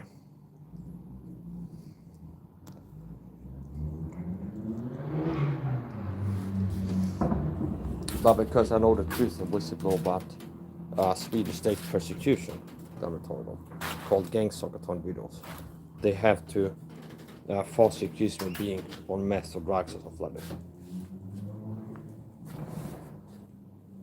I would like to be out on the balcony because I have allergies to perfume, and a lot of times if I go out here and that door is open, there's a strong smell of perfume coming here, like somebody sprayed like Axe body spray through the holder or something like this. Unless it's coming from somewhere else, but it's like a strong smell of perfume here. Really strong smell of perfume.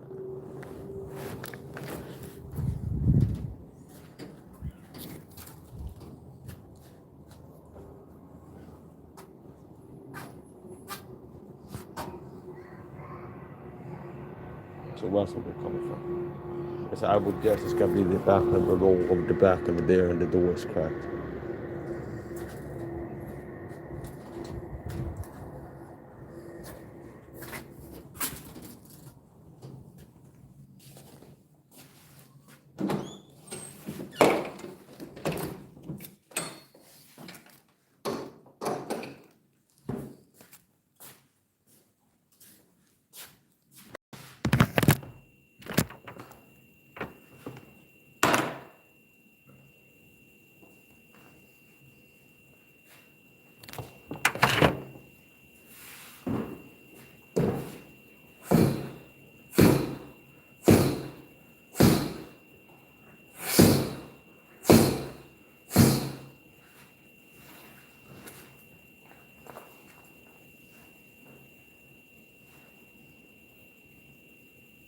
We'll see if the exposure to perfume will take away my athletic ability. Okay. Just magically.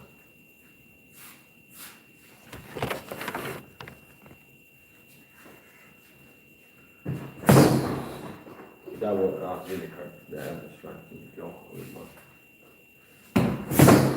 That one right there. That's not powerful. I like that one. And then how I set it up is like augmented my tactic. A lot of times in my tactic I do counter face and then left elbow. I'm doing a left palm strike and then followed by right elbow strike.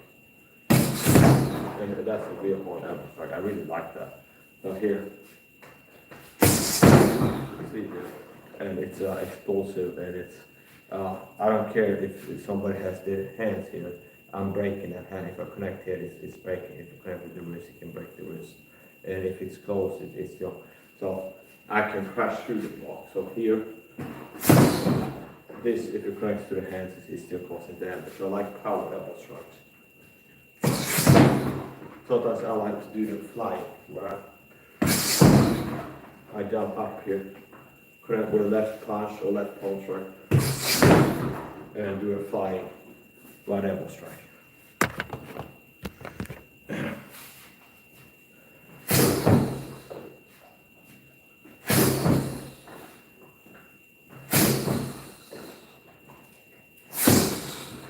And that's a Nordic one, where I'm close in the distance, covered, and then doing the elbow strike high like this. Feet here. It's been a while since the elbow strikes.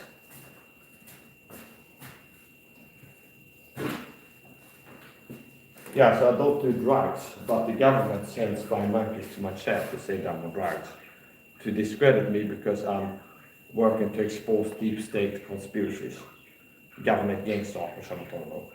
So they send flying monkeys to accuse me of being on drugs when I don't do drugs, and also to be like, wow, this is impressive what Mike can do, to the point where we have to accuse him of being on meth, to be like, yeah, just like you have to be on meth to be living like this. Okay, to have this stamina, power, and speed as they said this. So it's certainly not from Christian discipline living or doing all night fasting, eat 1 time a day, investing $300 a month in performance enhancing supplements, and training people. No, drugs. So disgusting. And you little scared pussy bitch coward wouldn't be abusing me with your words if you were in the room right now, pussy bitch boy, and you know that, okay? But keep talking tough like you're a coward that you're on the internet fucking game stalking fucking clown bitch boy, or beta cat bitch boy. If the flying monkeys the government picks up to be in the room with me, they're told before they have the same energy and talk like that. Yeah, okay, I'm sure they will.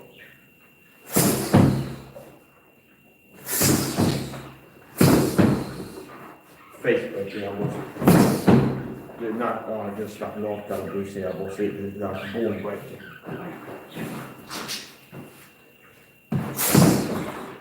That's going to break the nose, knock teeth out of the mouth, possibly break the jaw if it connects here.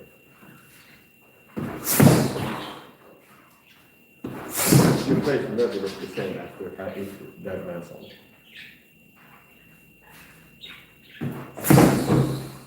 They're explosive, it's like an explosion. Okay.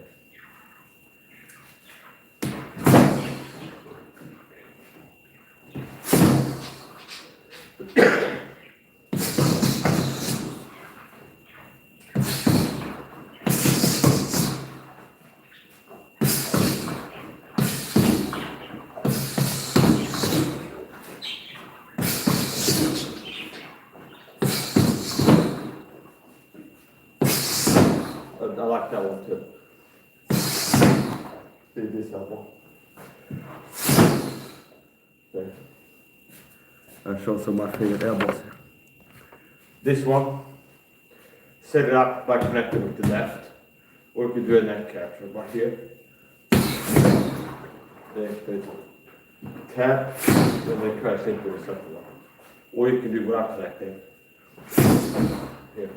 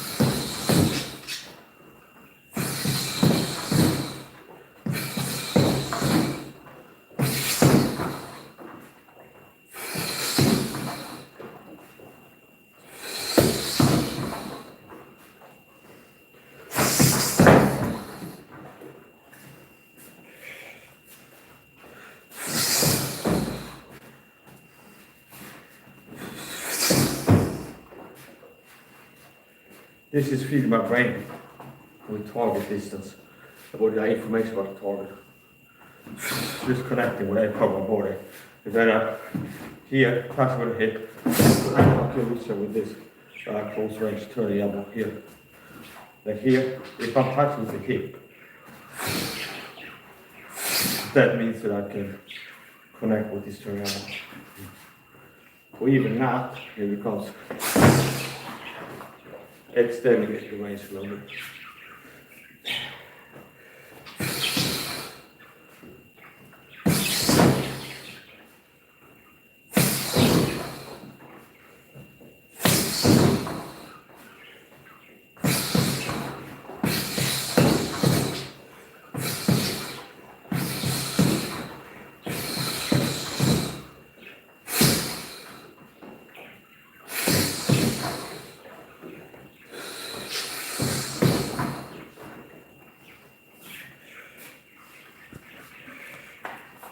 I don't train legs too much.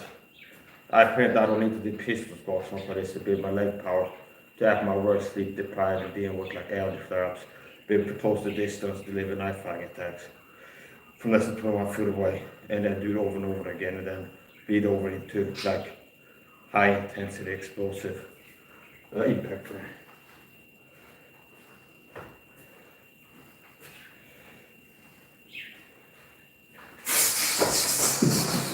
See there, it can be pretty quick. So I don't train my legs, do like pistol squats or broadweight squats, something like this. But it's like I got good leg speed.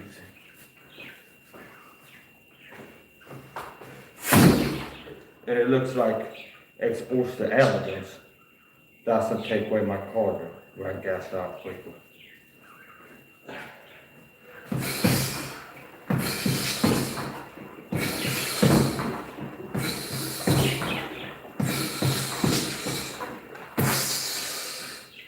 And if you can get that position,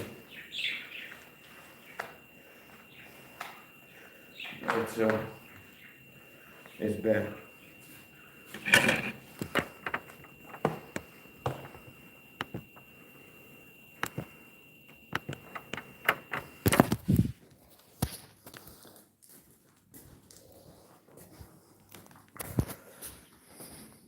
Yeah, so the same government that pays people to persecute me, fly monkeys, to target me for the gang stalking program, as it's called.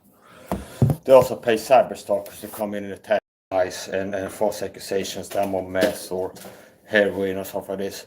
And it's intended to discredit me because I'm visible about government tyranny in my nation. And also to falsely attribute my athletic performance to some kind of substance. You are your father devil, last your father evil do. It's a lie and a murder from the beginning because you're both not in the truth. When you speak a lie, speak it over someone. So. The thief going up before the kill, to steal and to destroy. I am condemned my life more abundantly. How forceful are right words, but what does your arguing reprove? Say. Behold, how forceful are right words. Right words, true words. I'm speaking the truth. I'm talking about the secret persecution point. That's the truth. And the truth is forceful and persuasive and influential.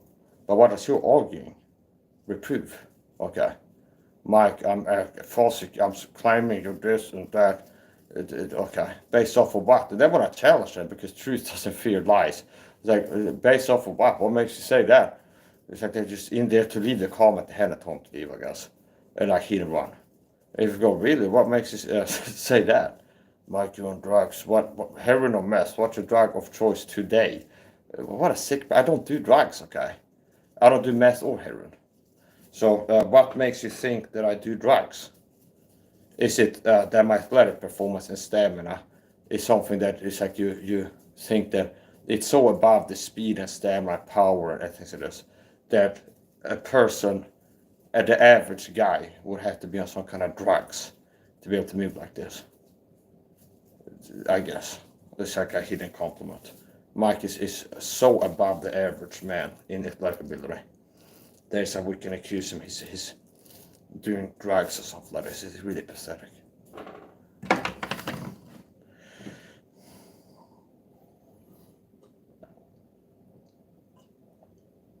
I take a lot of vitamin C though. It'd be interesting to see next time I'm gonna have flying monkeys work for the program that I know from before, or have targeted me with abuse for this program. And if I see them again, I'd be interested to see if they act like you, Richard, if they have the same energy.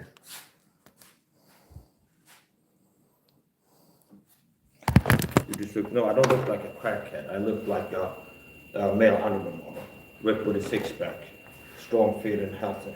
Okay. I look better than average man. And my body is like a male animal, meaning I look healthier than average person. Methods don't have teeth, and they're scrawny. That's method build. Not ripped with a six-pack, having a high T, high testosterone, lean, muscly, athletic build physique. Where I'm built like a UFC fighter, see. I'm a welterweight, meaning my weight class, if you look at the UFC, will be a welterweight. And I'm built like a welterweight UFC star athlete. That's the build that I have, okay? Meaning my body is, I have a fighter's build, see, a fighter's physique.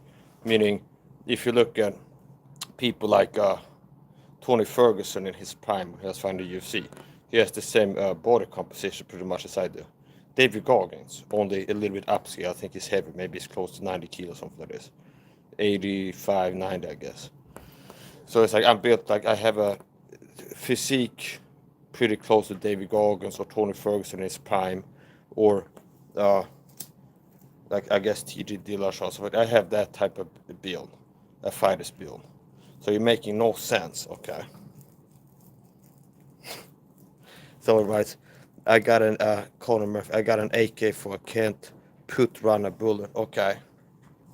Okay, that's interesting.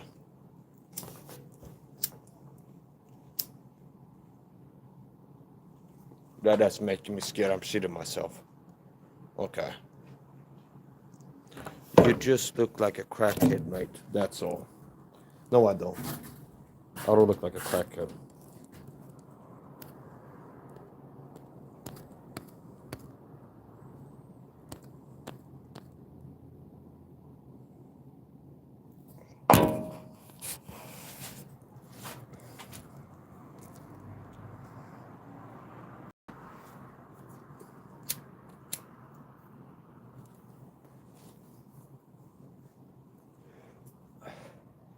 I'm not too concerned. Okay. Got an AK for can't armor build. Unless you're like in my bathroom with the AK off safety with a round chambered with your finger on the trigger, or at least at the trigger guard, and like you're ready to pop out and come blasting right now, it still wouldn't be a certainty that you could stop me from reaching you and stab a knife into your body. So good luck getting into my house on AK pussy boy. Most likely a guy that can't shoot guns and don't have guns. You're a fucking coward gang stalking person attacking my chat and trying to scare me, to make me look powerless and failing at it because you're not making me scared.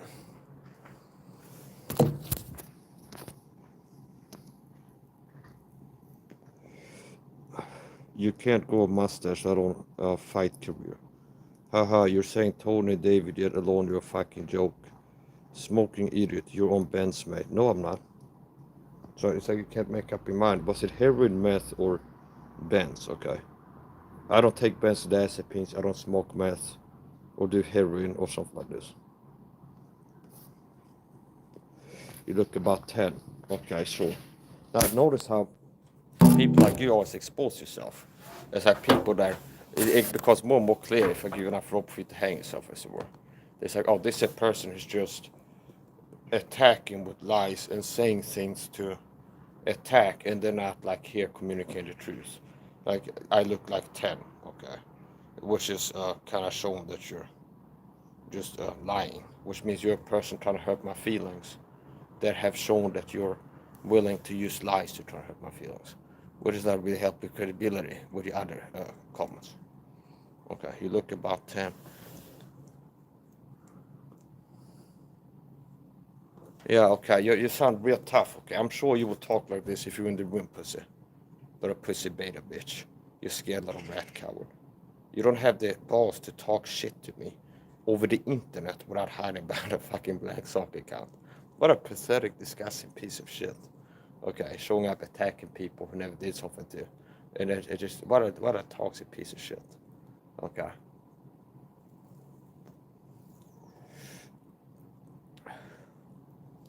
Yeah, keep laughing to try to look like you're unaffected and not destroyed. Okay. I got an AK, man. Well, even if you were inside my house like a fucking ninja and you were in my kitchen with an AK, they wouldn't be sure that I wouldn't be able to close the distance and stab you with it. Okay. See? See? So it's easy said than done to. It's like you're not scaring me, okay?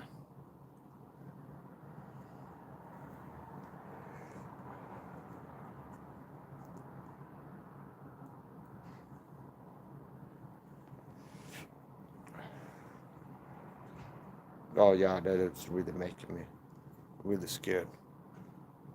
Okay. Making terroristic threat for the gang stalking program in my chat. You be asleep, I'll spray your house, drop a match down. So you're threatening arson and murder against me in my chat. Okay. Which only people that work for the government gang stalking program do. Without being concerned about uh, like getting on a terrorist watch list or something like this. Like making terroristic threats in the chat. Tough guy. Which you wouldn't be doing if you want to hide behind anonymity. So what I do, I stand for. Well, you're somebody who's most likely a scared little pussy, out of shape, unathletic coward that has no weapons experience and is a harmless fucking pussy boy that I could destroy and end your fucking life if you were within 50 feet of me. But you're talking real tough in the chat, pussy. And not really getting me scared either. Now, let's look at the dog there. That's more interesting.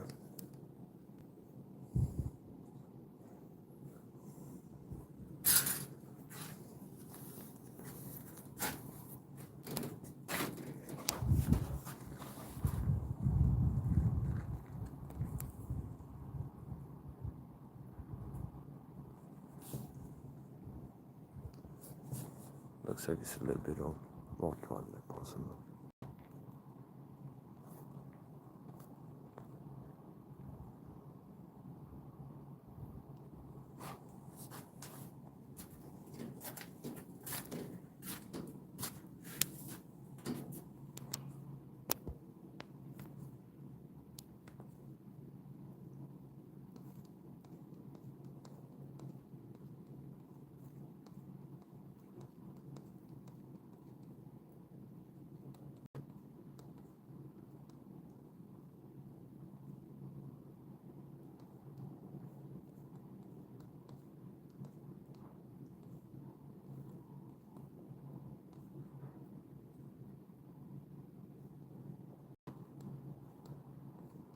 You're lying in the chat. It keeps me doing drugs if I'm not doing.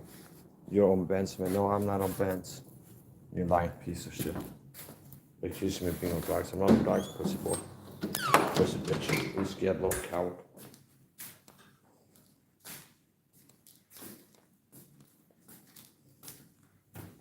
I put you to sleep in 4 seconds, maybe 6. Yeah, it just sounds real tough, okay?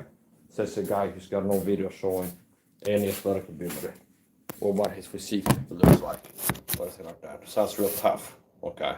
Coming from a scared little rat, pussy, cockroach, coward hiding in the chat. Talking crazy shit. Okay. Yeah, okay. Says who?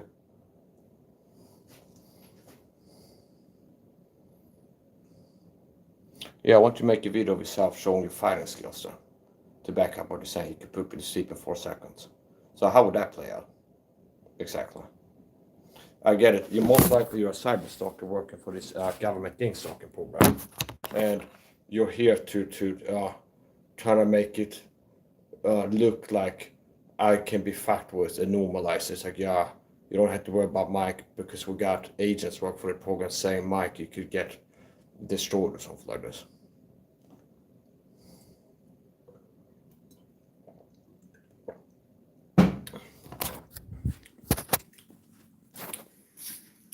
You're still a scared little rat bitch boy. Hide by the name of Google me, Connor Murphy. Okay, I wish like a generic name, but maybe if you Google Connor Murphy, you'd be like 647,000 people in America with that name or something like this. Okay, there's 3,000 Connor Murphys in Dublin, Ireland. And it's like 347 in Minnesota, something like this. So, okay, so you're claiming to be a professional fighter. Connor, Google me YouTube fights, okay. Yeah, we'll see.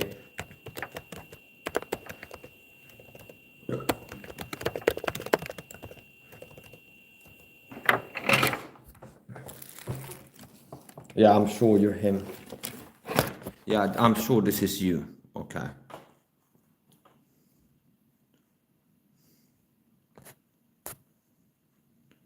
I'm sure this is the actual Connor Murphy.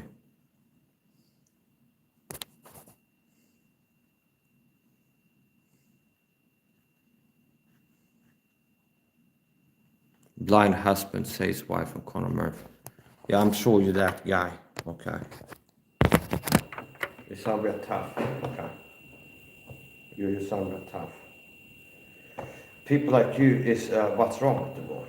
People who are toxic, insecure, unhappy, miserable, faggot type cowards, okay? I'm not saying that you're gay from the other, but that's an insult.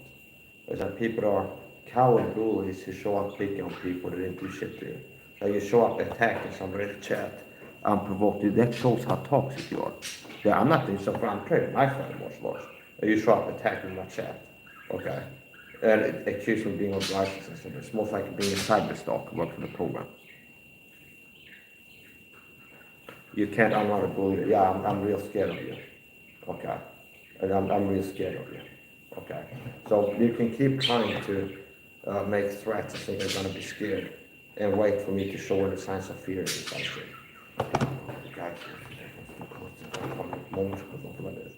Okay. You don't know who you're dealing with. Okay. And unlike you, I'm not a fucking coward, a husband, and even on the internet. It's like, I'm here, and you are scared little fucking cockroach coward hiding behind the internet talking really tough.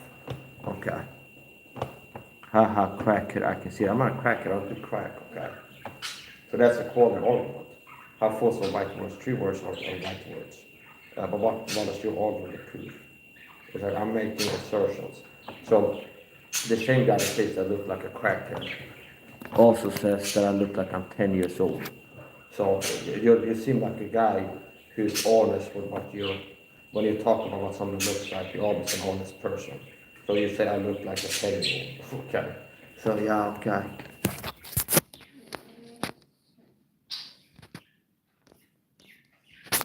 So most likely one of these cyber stalkers, there is like a weak little man that's envious, insecure, fearful, and you have a job to harass him on the internet because someone told you because you're a gang stalker control, a cyber stalker, paid to gang stalker control, and you got the job to show up and harass him in the chat. Most likely one of those people, gang stalkers, government gang stalkers. And you work at the cyber stalking, and you could be like a fat, out of shape, ugly guy who's not handsome and with a six-pack like I am, and you're not athletic, and you're like the average toxic, envious, jealous of me, weak little coward who's ugly, and you're ugly on the inside and out. Obviously on the inside, but your good behavior.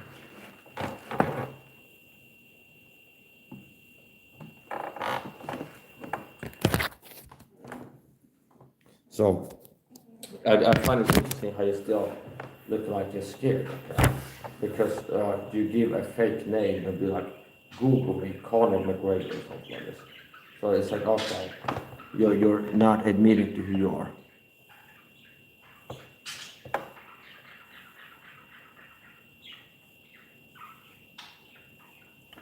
Skinny little, I'm not a skinny little man, you gaslighter, okay? So I guess if you're one of these people that, like the average man, is not as alpha and masculine. You don't have a high testosterone energy, like manly look or manly body. You're not like a man's man like me.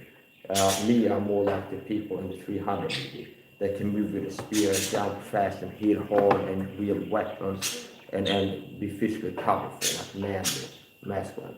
And most likely a person who's not athletic, and you're doing some kind of gas line for protection inversion.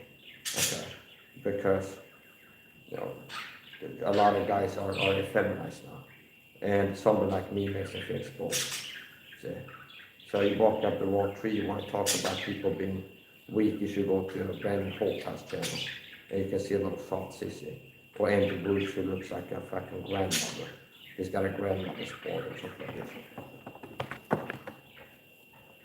Yeah, tough guy. Keep laughing in the chat, pretend to be a tough guy, and failing hard at everything you're trying to do. Because you're inferior in intellect too, and in character. So it's like, keep trying like that. Still scared to say who you are. So I'm like you, I'm not a scared coward that has been eliminated. I'm like, sorry, I show my face here. Okay. And you're a scared person, pick on like a keyboard watch. You're afraid of me. You're afraid that I will murder you if you want to do that, you talk like this. That's what I think you have a feel. And you act like this on the internet. And even over the internet, you don't feel safe talking like this. So you need to be hiding behind anonymity. So it's not enough to talk like this to me over the internet, where it's not, I can't touch you like this. So you have to be over the internet to attack me. And then also over the internet hiding that anonymity. So that's a real courageous look, okay?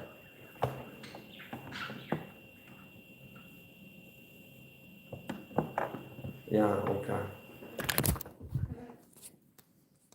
Why don't you grow a pair of balls and stop being like a little boy, you scared boy, bitch boy coward, and grow the pair of balls to talk shit showing your face when you're talking shit, okay? Rather than hide like a scared little rat in the chat.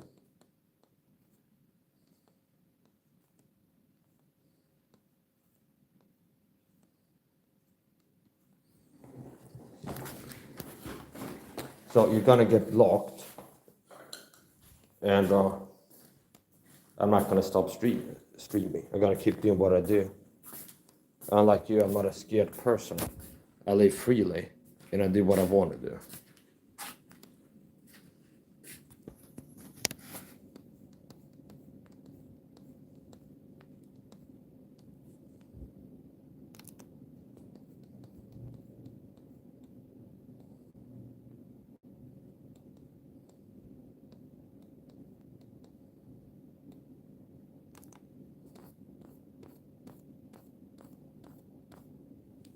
So yeah, okay. You lose. Okay. I'm desperate trying to make my skill. You think that I'm one of these people that is like, you don't understand, you're dealing with a superhero. So it's like, you actually try things where you think it's like, I'm like a normal man. That it's like, I'm gonna go, I got an AK, I'm coming for you, I'm gonna set your house on fire.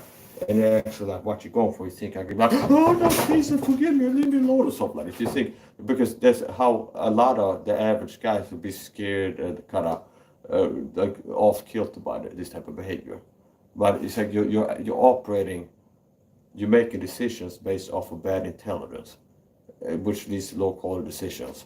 And like grasping at straws, it looks pathetic. It's like a 12-year-old trying to box Mike Tyson. And he's like, I'm trying to make Mike scared. 7th attempt, still no signs of it working. And it's like, I'm trying to make Mike feel like what I'm saying about him is true. And then I fail miserably at it, like the pathetic freak that I am. Because the same person says you look like this, also said you look like you're 10 years old. Which you show that you're a person that is willing to use lies when you're attacking, say. And things are like almost not true, okay?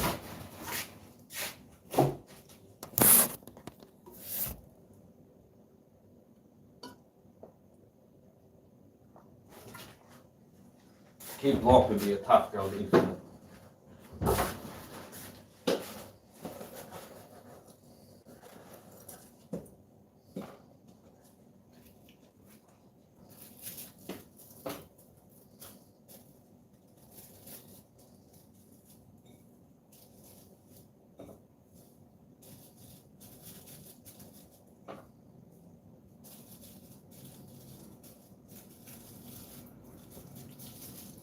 gang stalker. Most likely you're a piece of shit, disgusting dirtbag gang stalker. Cyber stalking, gang stalking troll. You got sent here by your handler to harass me behind a sock puppet account. And you might have like 6 or 12 sock puppet accounts I built from the UK Christian gang stalker. And when your handler tells you to do something, you have to like do a little more. There's also like a side of mental illness. People got like 20 sock puppets because they used to harass people. Then also shows there's something wrong with you see. I don't use alt accounts. It's like I use this account.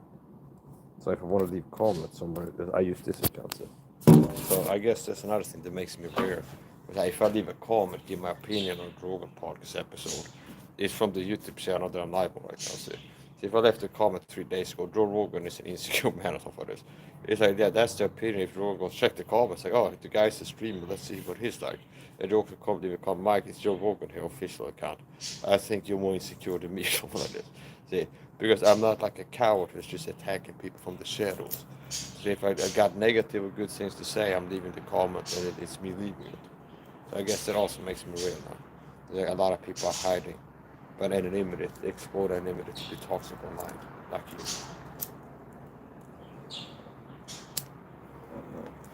And it's when you're doing well, looking good, doing good, that people come in to say that you suck. That's how it works. So the guy went down a list of accused him of 3 different types of drugs. Benzos, John Benzos was when he last attack accused him of doing drugs or not do.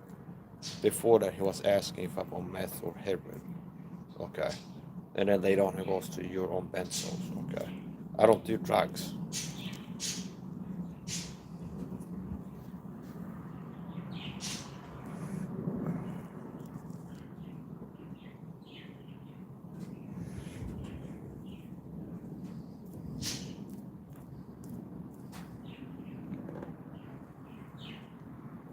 There's like another thing that's weird. Paid gang stalkers or organic trolls. It's like the entitlement when people act as if it's like I'm live training knife fighting martial arts and teaching it.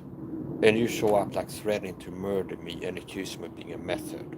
So it's like an unprovoked attack where I'm not doing something wrong to you. But it's like you're showing up attacking me as if I had set your house on fire. And like, do you understand? So it's like, that's also showing how toxic you are. So either you're being put up to do this, or you're a person that sees somebody being like an alpha and athletic and training. And that exposes you for being like an effeminate coward sissy that wish you could be strong, fast, and physically powerful and have a masculine physique and look at performance. And that's why you're going like on the attack, because if you're kind of exposed to.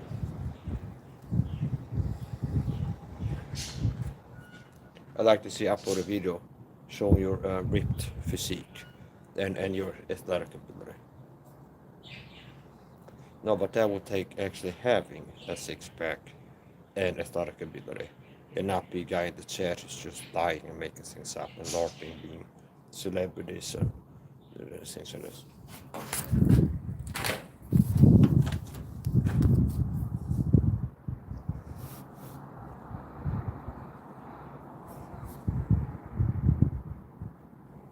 It's quite sunny today and warm.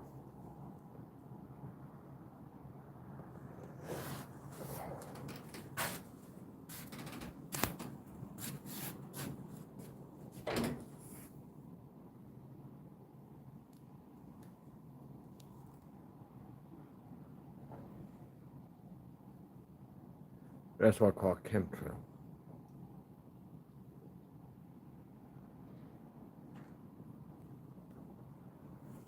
That's a different conspiracy than what I typically talk about.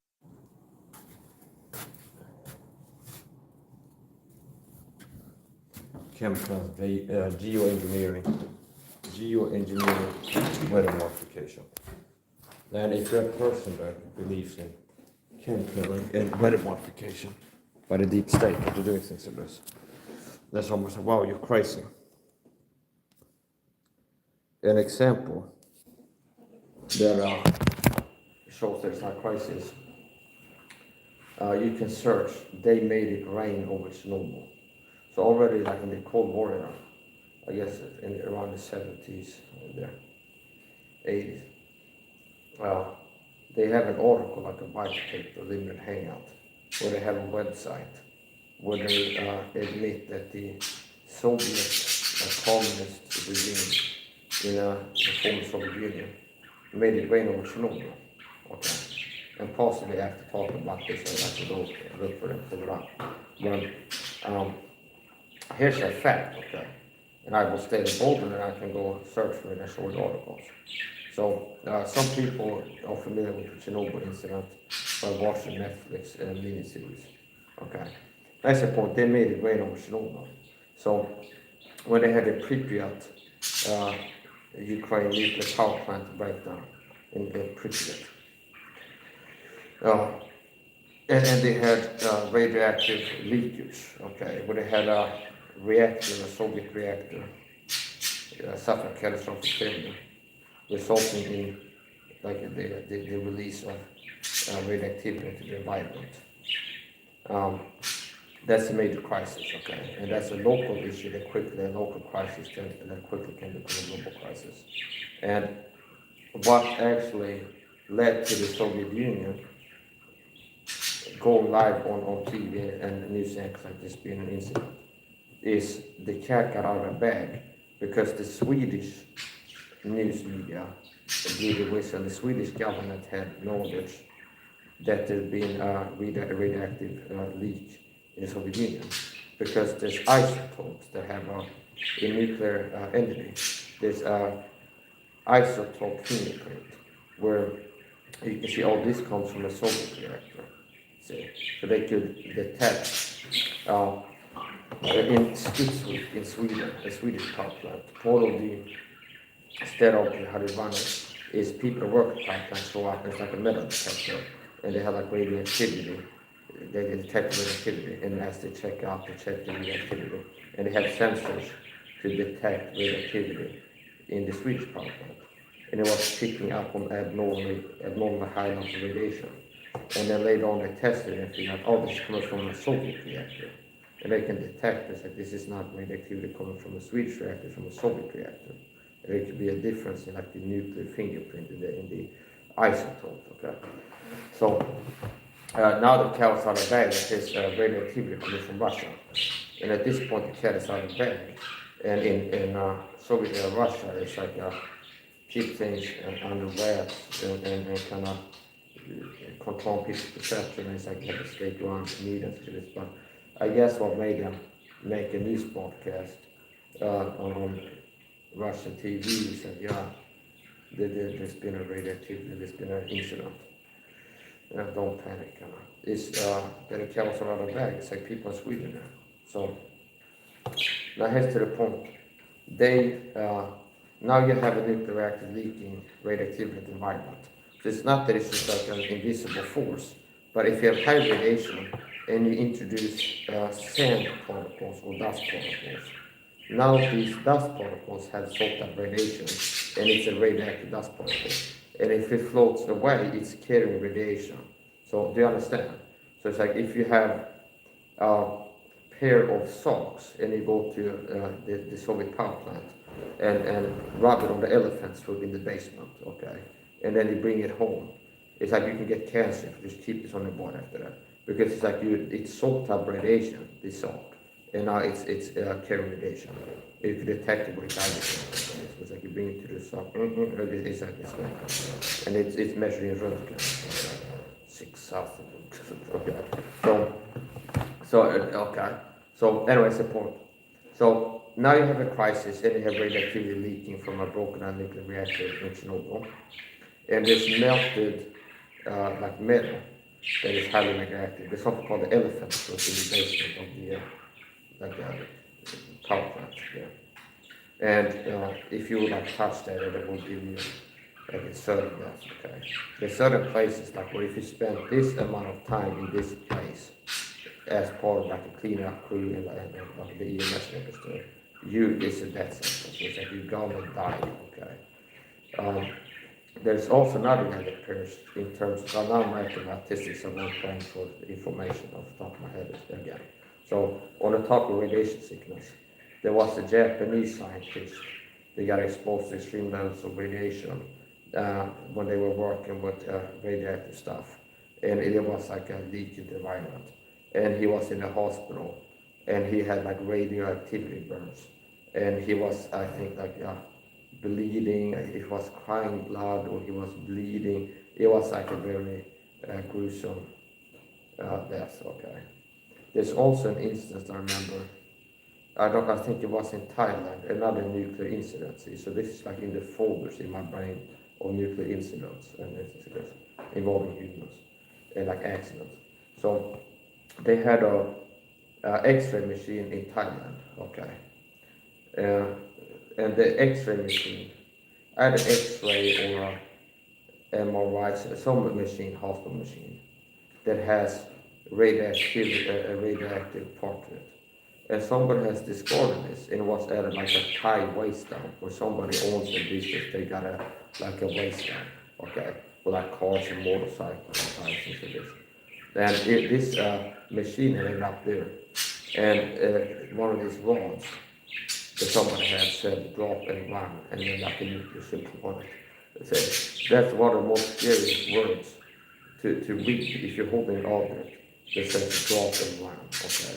Because it's so highly radioactive that each second being this close to this object is like surely your expected lifespan of maybe a week or something. It's radical. It's like 1 minute staying close to this could shorten your life by a month or something like this.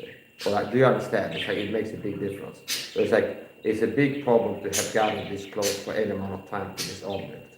You've already absorbed like extreme amounts of radiation. Now, if you're this close now, it says on the thing, drop and run. So we just drop it and run.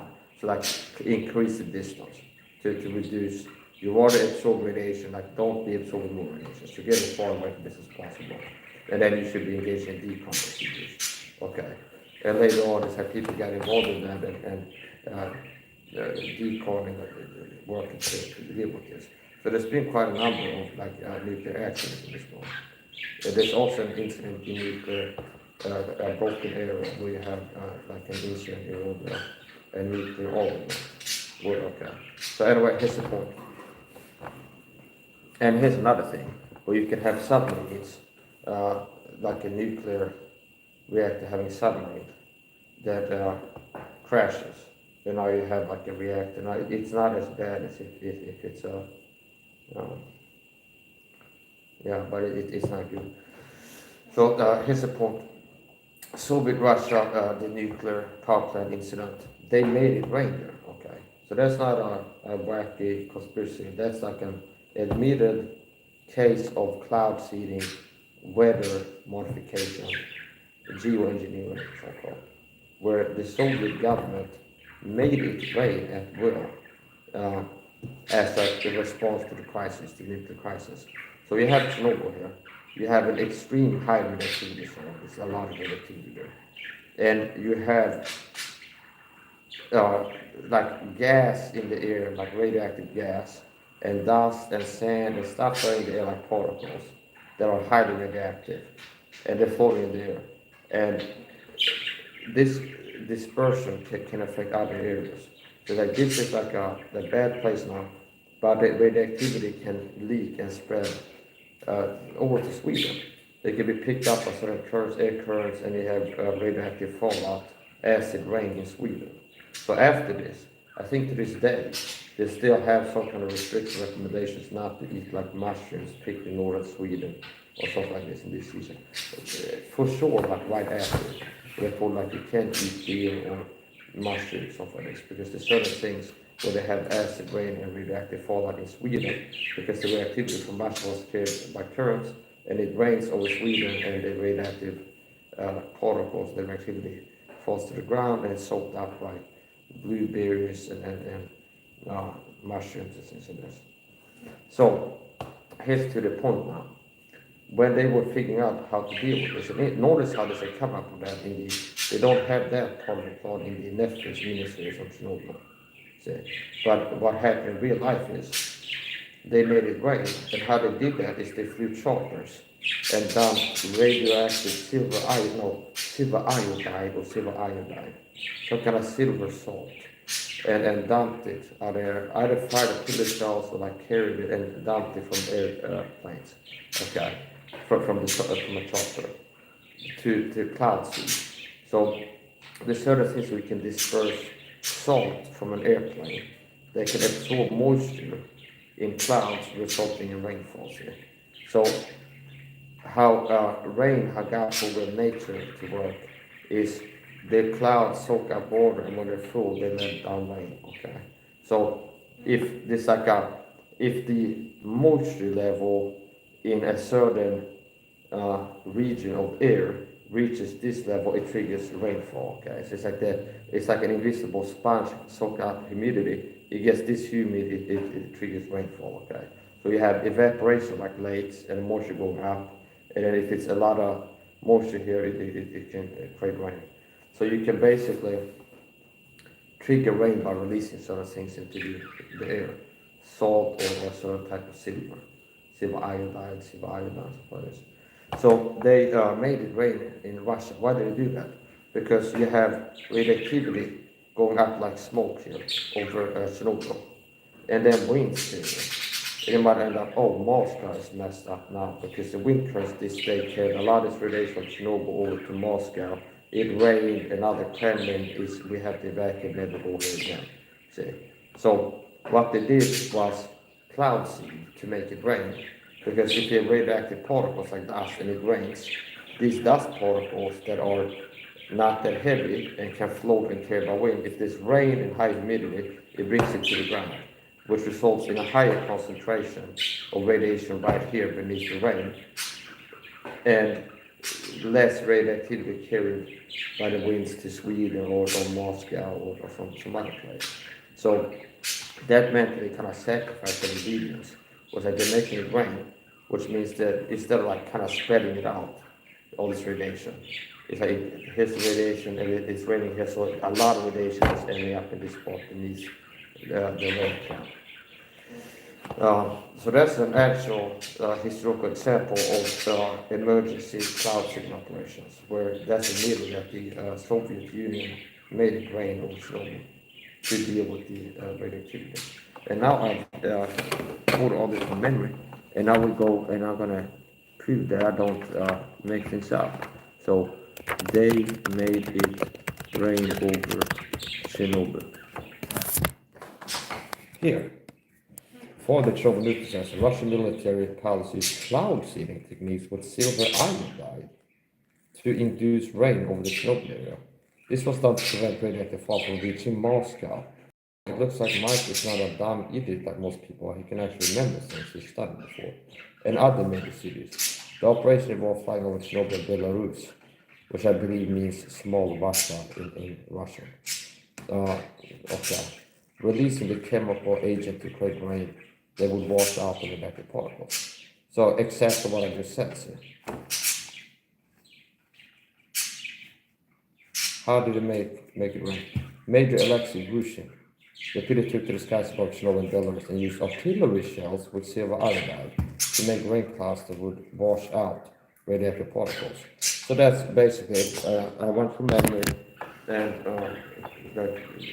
then we go and pull it up, and I was right. So nothing that I said was like, okay, I feel like an ass. I said something was completely not true. It checks out. So here's the point. Yeah, so that kind of takes the wind out of the sails. If I show up on the pad and go, hey guys, they believe in weather modification and chemtrails and all that is nuts. That believe the government is changing the weather. That can't be done or something like this. Well, they did it in like a cold water, and it's admitted. But it's kind of hush-hush where it's not talked about much. It's not a lot of people know about this because it hasn't been at the time to have the masses know about this for some reason. So they want to be able to do geoengineering, cloud seeding, and not really have the public know that this project exists. So I don't believe that, like some conspiracy theorists believe that it's like the starting fires for geoengineering or something like this. That would be like orchestration. That'd be like a dumb way if the deep state wanted to start like wildfires in California or something like this. To like do some advanced geoengineering stuff, where they could send like a homeless person with a box of mashes in which you guys set things on fire. Shit, it's okay. That'd be like if the Illuminati wanted to make it before fires, they're more likely to get it done like that. That they will need a C-130 Globemaster loaded with silver iodide, and first to make it rain, and then we'll do something else to dry it out like this, and then have like a big like magnifying glass in the sky and turn the right way to set it on fire. So you understand, why would it do that when it could just send a guy into the woods to set fire to something more than bonfire? So there's also things in firefighter where there's something called a controlled burn, where they can burn things up to fight fire with fires, like to keep things from they also use ditches, really big ditches, like fire structures to keep fire together. I also saw a video of a photographer that had a fire in his cornfield or something, and he shows up in emergency and then drives like a line of his cutting the corn like around the fire, around the edge of the fire, to kind of create like a barrier where there's no burnable corn to keep from spreading like that. So a big cornfield is like an investment. It works a long time to get this cornfield to be full of corn, but it's this crop.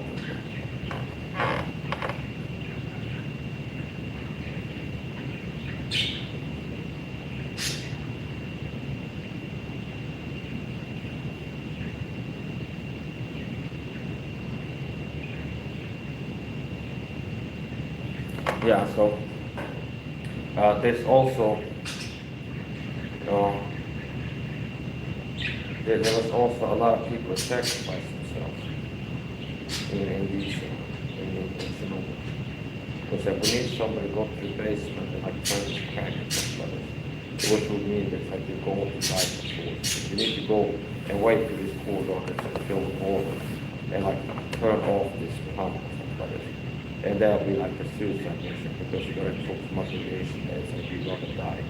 And I don't remember if they had people volunteer for it or not, but it's like they had a lot of people that did things that kind of really get sorting out of fatal radiation. And also part of it, they would have liquidators. People that drive around in trucks like spraying some kind of a goo to cover things, to kind of trap and trap radioactivity on the site. If you like have like liquid glue out of a fire hose and spray that over buildings, you know, you have radioactive particles that keep it like glued to here, and we're gonna evacuate this whole city, and this is gonna be an exclusion zone. So like this is like glue all the radioactivity to this site, and then like evacuate it and have a beautiful right? And they had like a vehicle graveyard where a lot of vehicles that have been used in the like emergency response were basically where we're putting all the vehicles because it's safer. And they're not like, oh, let's use this elsewhere like that. No, you have to keep it active. They also use like lead shielding for people, electrical trucks too. Like 90% of coverage with lead. Someone's going to drive a truck, and then there's got this thing stored here, and he's got lead on himself, like the carbon is actually. So radioactivity is one of the most dangerous things that people are using. It's kind of like paint fire. So nuclear energy is great when it works like that, because it's an effective system of generating electricity. But when it doesn't work, it can be huge problems.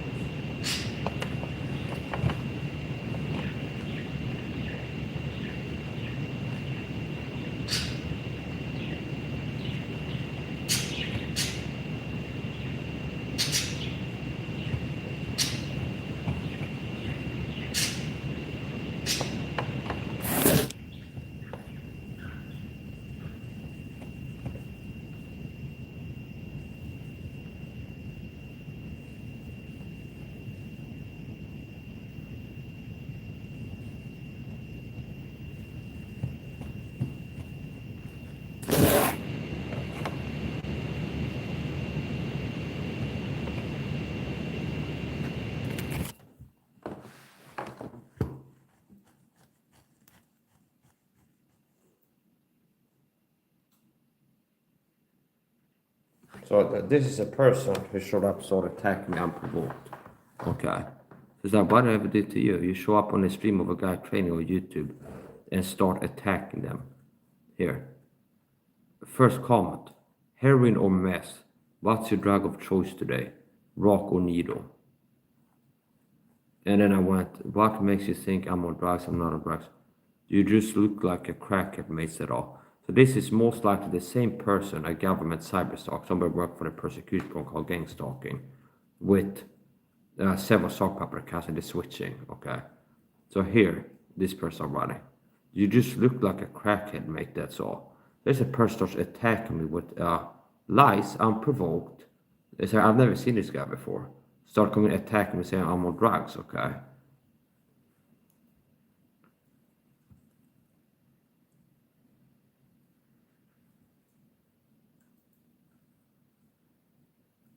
Accuse me of being on drugs. You look about 10, which is an obvious lie. Try grow a mustache. I don't have to try to grow a mustache. I just don't shave for a few days. I have mustache.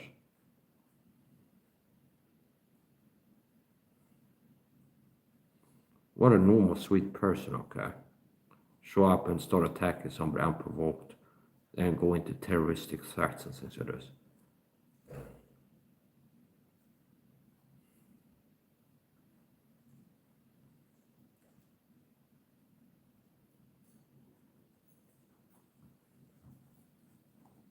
Wow, this guy looks real courageous. Let's see. Oh, it's an account that was made recently, blank channel bot account. It's not a gang stalker who got tasked with harassing a target individual. There's I went into everything.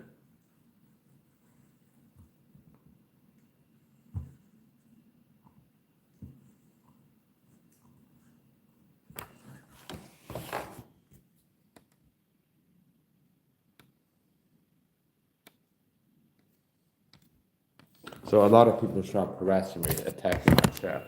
They pay to hit gang stalking trolls. Meaning they work for the government gang stalking program and the job is to show up and attack in the chats. That's part of gang stalking. Constant harassment. Both in this neighborhood, real life, I go to the supermarkets, people have 5 monkeys, they work for this program, get sent to go by and the narcissist abuse tactics. And in the torn I get, it's not just harassment, they take me physically to covert ways mostly. People get told to release chemicals in the air and things like this. That's about it.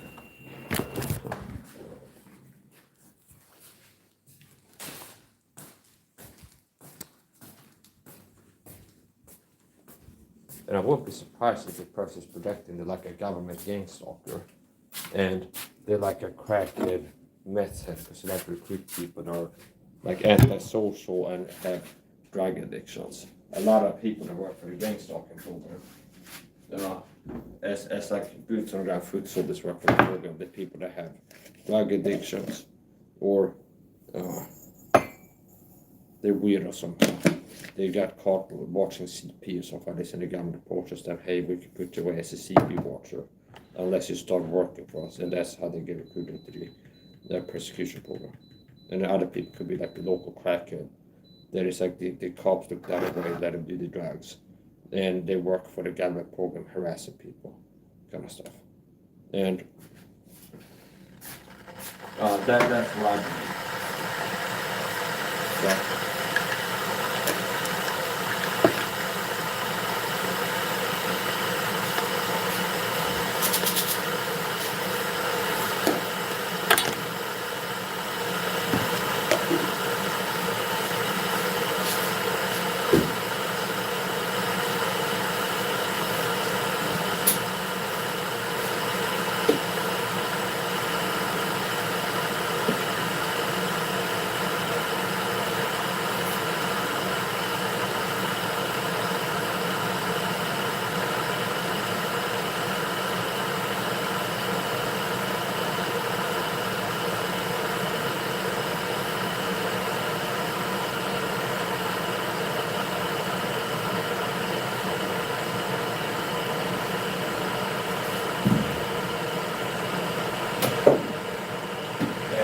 What the deep state that recruit these people to like this. online. So a lot of these people start harassing me in my chat with pay-to-pay gang stalkers, meaning the people working for the gang stalker, I'm gang stalker by the government gang stalker. And a lot of the attacks are not like just random trolls. It's people that are working for the gang stalker persecution program that have a job to start harassing. See? And a lot of times it's like one person with 10 stalker accounts or something impersonate that one. So, especially if I'm doing something with COVID, it's just like when it becomes we need to try to run interference on this. And it's like, Mike is going live exposing government corruption. I'm the target of a secret government program called gang stalking. We need to send fly monks in the chat to be like, this guy's on meth, on drugs, he's crazy. To try to get people to not believe this. They're like real-time smear campaign perception management efforts. Somebody's whistleblowing and abuser turns to discredit the person whistleblowing about the abuse. So, for government to abuse is like, I'm the target of persecution program. So why do you have it? Cyber stalking channel show up in the chat. Are you doing meth or heroin? I don't do meth, I don't do heroin, and I don't do benzo. So it's like so like desperate. They're so worried about believing my testimony. Okay, so apparently there's a danger if I keep making videos just speaking the truth about what's happened to me. There's like people start believing me, like they stalk what Fed's Lisa Instagram account. And here's the thing too, that woman I count as a fake TI. Okay, now if I look at the channel, she's got videos where it's like film over his shoulders, a guy with sunglasses sitting at the cafe table over there. Okay, it's like gang stalking for this. I have videos that's like higher quality in terms of like proof I'm being gang stalked, okay? Like things like out on the back of their neighborhood labels out, I'm gonna treat him like a cockroach or a bug. Nobody believes in him, he's a mythomaniac. And for the greater good, we're doing it or something like this. Street theater directed speech to that level, okay? But it's like, stop for the first these is like videos of a car driving close to like tailgating where it's called. And it's like people in the chat like, yes, I'm believing your target or something like this. So, like her so-called evidence is nothing to what I've been captured on our cameras and this. So yeah, a lot of these people showing up attacking me in the chat, they pay the gang stalker trolls, cyber stalkers. And how the deep state system operates all the times is adorable. Where they will attack me. And then when it's like I get reactively aggressive to people attacking me. It's like, oh, Mike is an aggressive person. See, then someone comes in attacking me in my chat. And I'm saying that Mike, you're on meth or crack for this. Which is an attack, a false accusation. And I go like, who the fuck are you? Are you lying? Is it, oh, it's like, Mike is an angry person. Look at him attacking. It's like, yeah, the context is I'm getting attacked and I'm reactively counter-aggressive. So they do all kinds of dogma games. They do all kinds of dogma games. Where it's like they get fly monkeys to target me. And then they work to use my response to the targeting to fit their agenda, their purposes.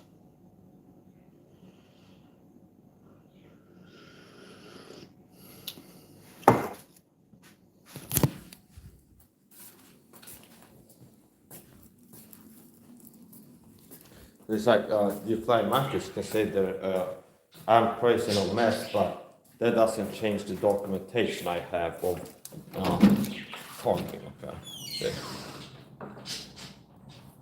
Because the camera microphone is not on meth. So all this weird gang stalking things that have happened to me. It's like it's my phone camera and microphone also on meth. See? So it's like this is how they operate. They target me, I whistle about the targeting, and then they send this little 5 monkeys into the chat. You actually, Mike, you're on meth. Stop doing meth. Accusing me of being on drugs. Just want to take a tax to discredit me, being a whistleblower. Sending 5 monkeys into the chat, accusing me of being on drugs.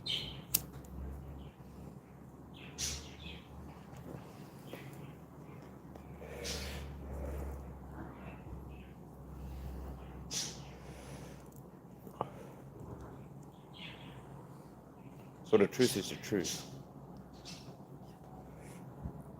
Behold, how forceful right words, but what does your arguing reprove? That's from Job somewhere.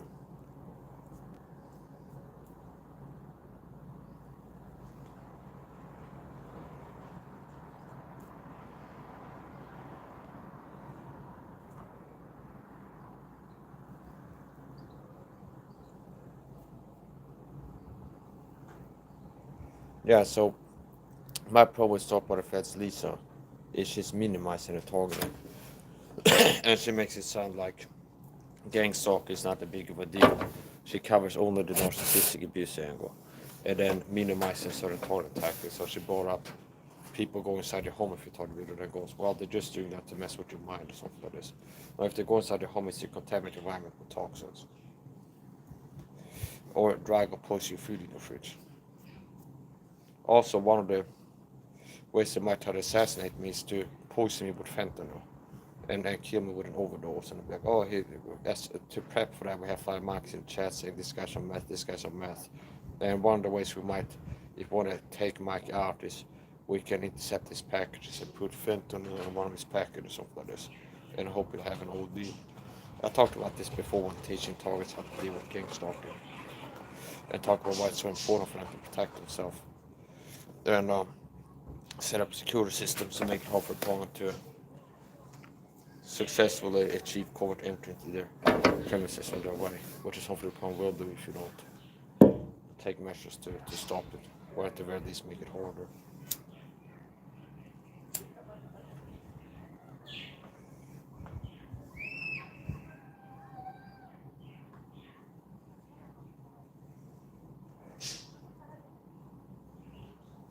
So abusive totalitarian systems of control.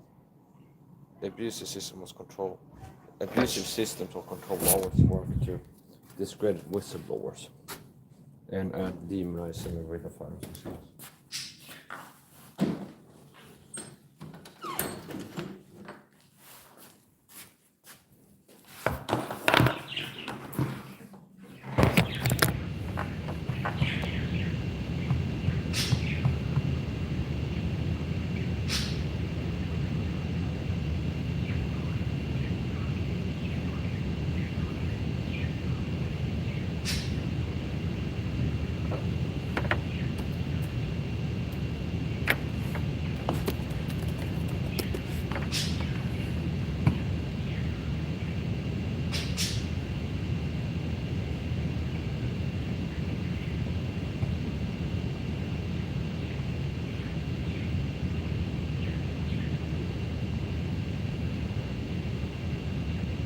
This guy called Carr is one of these people that have been recruited to follow the passive presidents, not just knowledge tactics.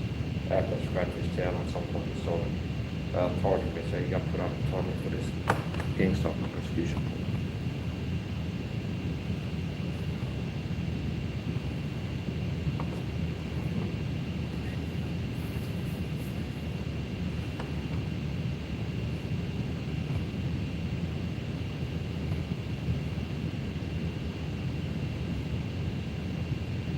Hello, Leon.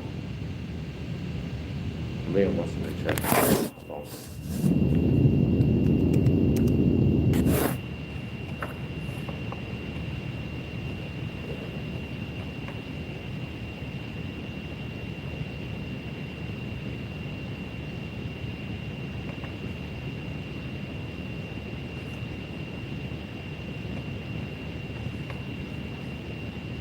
We're going to look at this guy. This is one of these cyber stuff. He's one of these people working for my sort of line, protocol.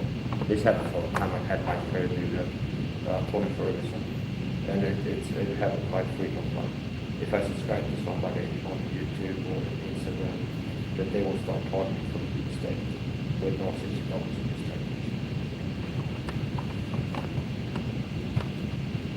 technique. And here's another one. It's a person I subscribe to. See if I can get the switch here.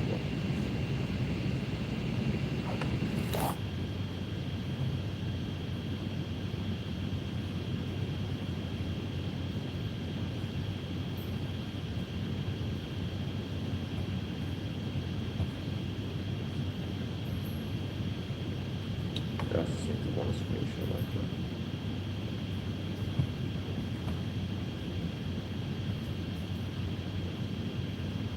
I gotta end the one soon, like we saw, like the neighbors.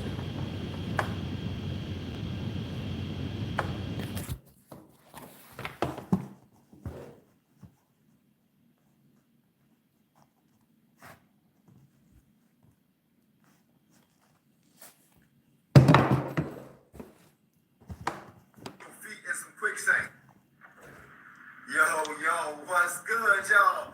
It's your boy, Coach Hall, Mr. 57, the 27, and on today's episode, When he's a pro boxing coach that is not as impressive at boxing punches, Mike self-trained, self-taught Christian martial artist.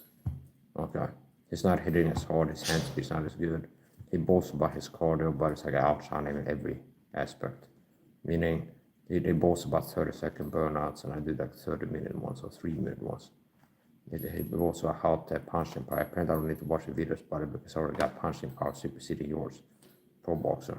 Question, and I want you to I got videos hitting harder than you, and everybody can tell that. Look at my videos throwing punches, then you throwing punches I hit harder than you. Got better hand speed, I'm faster, more explosive, more physically powerful, better stamina, cardio. honest. Is it moving your head or moving your feet? Which one is the most important? Both can be useful. So I've talked about this in videos before. Leg movement is equal to head movement. If you move your entire body, since your head is attached to your body, if you move your body, you move your head. So if you're fast enough, so one way to do head movement is this, for example, or this, okay? So I'm moving my head around. Another way to move my head is to go, see, and I'm exploding back. And since my head is touching my body, my head is moving when I move my legs. So if I here, I can go like this to move my head, or I can go and then move back, or and I'm doing the revolve, I move my head. So head movement is body movement. See, when I'm moving my legs and my head is touching my body, which means my head is moving. Or you can go, or, and then do things like this. A lot of guys, they hit me up and they said, Coach, I saw your video about moving your feet. I think moving your head is more important. I think you get hit in your head if you don't move your head. Excuse my laughing, but I didn't want this to be a debate. Let me explain something to you. You can move your head all day long with your feet in some quicksand. So he's one of these passive-aggressive bitch-made cowards that talk about with passive aggressiveness. Go a pair of balls and act like a real man and speak direct like men do. We can talk about them directly, say, we're being passive-aggressive and playing games and toiling for the deep state prosecution protocol gang stalking, government gang stalking. You're gonna get hit in your head. But that's why we move our feet so that we can move in and out and around. Some call it running, some call it boxing. But if I'm moving my feet, I'm essentially moving my head. Because every time I bounce, my head goes up and down. Every time Yeah, I taught that in my lessons before. Like, here's my view. I didn't hear it before. So, people talk about head movement. Well, if you're fast enough, right enough, whole body movement, your head is attached to your body. So if you move your body, move your head. time I go forward, my head goes side to side. Now I can do this all day. It don't move. And eventually, he gonna figure out a pattern of how to catch it. But guess what? He can't catch me when I'm running. Yeah, so if you look at pro boxing, pro boxers utilize leg movement more and whole body movement more in the fight. Level and distance changes utilize the whole body of the legs. Then bending at the waist level, so it is. And now and then, fighters that are super athletic and like above base a lot of times, it's like they can do things, so they do like short body head movement. I've seen some people do this. Was it Teofimo Lopez? One of these boxers that was like showing up in highlight reel. But like his standing in front of a guy similar to what Jones Jr. and like so punches, and there's like the guy throws a punch and he's moving, it's moving all kinds of ways, and like he's keeping the same distance and just moving around like this, making a miss, and it can be very impressive. Like looking at it. But if you look at boxing, a lot of times they're using like the whole body system, so like they're close to the distance, punch, maybe some head movement, move out again, okay. So moving the body left, right, up, down, in and out the whole body, and not that kind of getting in range, and then using head movement and keeping the same range, more likely to close the distance, throw punches, head movement, and then change the range of the distance. The range or the level, which you can do. Notice there's another way you can do head movement. Here's for example, how to make somebody break the hand in street fight. So I'm waiting for the punch. See here, see? And I'm catching the punch here. So if I'm here, I can go, just turn my head like this. Okay, that's doing something. Or you can go, see? And I'm dropping my body, and it's a level change. So I'm tucking my chin from here, and going here, see? Now this makes me move over to an uppercut, okay? Now, so from here, see here, see? And if the target's on, if you time it right, is aiming for the chin, for the straight punch. And you go here, and they punch in here, see? So it's moving the whole body, and it's doing a level change, tucking my chin and raising my body at the same time, which means the punch is going from here, if it's timed right, made him punch into here, which is a good way to break a hand, especially if you don't have like heavy gloves or wraps or things like this. So now, another way to do it is, if it's like a straight punch, is to go like this, okay? If it's a straight punch going like this, see here. I can do things like this too. So there's many ways to skin a cat. That's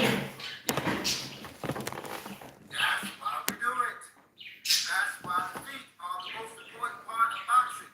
They don't tell you to put your head on the floor, wiggle your head like this, wiggle your head like this, and make your head more flexible. They tell you to put some ankle weights on, and they tell you to get to doing this. They say get to doing this, yo, get to doing this, and then you can do this, and then you can do this, and then you can do this. You can do all that with your feet, but you can't do it with your head. Because if I put some 40-pound weights on your feet and had you standing like this, and you got to just be in a stance, I would absolutely destroy this guy. you're going to be standing right there. Absolutely, I would absolutely destroy this guy. He gonna catch you sooner or later. So the laws tell you, move your feet. That's what we say. Move your feet. Move, son, move. Okay, Grandma. That's not gonna do it. So, leave your comments. Why would I take advice from somebody like this, who's like hard to punch with power? I'm not one of these guys looking at you that's a wannabe. I'm a guy that outshines pro martial artists in some aspects of my fighting athleticism. Okay, athleticism subcategory, fighting athleticism, meaning boxing athleticism, hand speed, whole body speed, reflexes, accuracy, hand-eye coordination, so this. So I'm outperforming this pro boxer. I'm hitting harder, evidently. Look at this guy hitting stuff. I'm in my watching my video, see Mike has better punching power. He moves faster. He can throw more punches. Okay, so apparently I'm not a guy that's like need to come to your channel and be like learn how to throw powerful punches or something like this. Okay, I'm a self-taught Christian martial artist. So I pray to God to get better fighting. I'm at a level now where I can make pros look bad if I want to. Okay. For example, shoot a shot on nail. Maybe some issue like I gotta look his hand speed and I make the video being faster than him. Okay. So I don't need this guy. He's inferior and I'm more impressive than he is. I move faster, hit harder, got better cardio, more well-rounded martial artist. My elbow strikes are harder, my punches, my hand speed is higher than his, punching power. He's like this, I can't see him doing anything better than me. And he's an ex-pro martial artist. Okay, I don't care if he's on road or not, but he's an ex-pro martial artist. So it's like, okay, you can stick to the little passive aggressive target for the deep state, and then leave the impressive athleticism and essentially just the winning. There's no what passive aggressive bitch made coward. It's a you know women are passive aggressive and men are male aggression style is direct. Okay, and passive aggression is a feminine aggression style. And most of my enemies they work for the program. People like Coach Cole and they are sell out passive ministries. They're passive aggressive, which is very pathetic and contemptible also. Most important thing, or is it your head that's the most important thing? I want to know because I use my head when I thought of this one. Well, you have to work with hard to use your head because you don't come across as a brilliant mind. Basically, okay. See, so not only am I superior to you in athleticism, but I'm also superior to you in intellect and talent. So, what do you do? In what area are you better than me? No area. You're dumber, slower, a weaker puncher. You got worse harder. Okay. Hey, because I realized I've been in a lot of positions where you couldn't move your feet. Yeah, he's a vegan and he doesn't know about health fitness. Okay. He's a vegan. He's not a guy talking about megaros and supplements or supplements at all. Okay. Bruh, if you don't move out the way, you're in trouble. That's how it goes. Because as a boxer with fast hands, I've always lived by it. Compared to me, there's nothing. And I'd like to see if you'll be alive if I connected one of those power elbow strikes I was passing under. I'd like to see if you would even be breathing after that. You can't move If that I head. landed one of those power elbow strikes, I know this guy's crazy. I'd like to see if he was still breathing after that. I'm going to catch that head sooner or later. Yeah, good luck, buddy. So, when you like, He's doing shadow boxing. Okay. So some people never go up out of the bully coward stage. They found a job where the government pays them to be bullies in a more despicable way because they're passive aggressive bullying, covert bullying tactics on the internet. I'm going to hit that head. But if you like this, Good luck, buddy. you moving, I got to chase you around. I got to chase you around. So, once again, Yeah, and moving into me is not a good idea, Coach Carl, because moving into me, chasing me around, is not a good idea because a good boxer can hit hard moving in, out, and away from the target, and I can do that. I can hit hard moving away. So moving away from you, I can still hit hard. So if you're chasing me, and I do one of the surprise, and there's one of the drills that can make you useful in the fight. So that bang bang, and then a surprise stance switch drill I like to do. So if you're chasing me and you need to watch me and I catch myself to come in, my punch is already hard enough to knock you out moving away from me. Okay. Now if you're moving into my attacks, and my attacks are already harder to really hurt you, now if you're moving into my attacks, that's even worse. So just here, this being standing still and moving into me, that can really hurt you if you land on a trainer. See that, okay. Now, if you're moving into me and chasing me around, and then suddenly this comes, it's gonna hurt that much more. So yeah. stop talking and I'm going to talk. But I want y'all to leave your comments. Let me know what you think. I gave him a last chance and left him in boards in his chair because he left us on.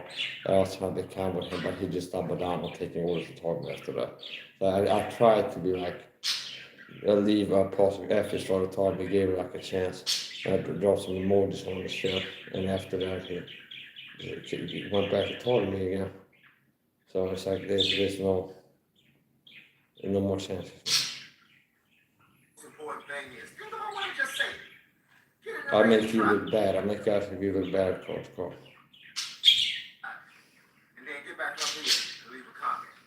Holler at your boy to look at the right now. I got to get back to working out. Holler. Okay.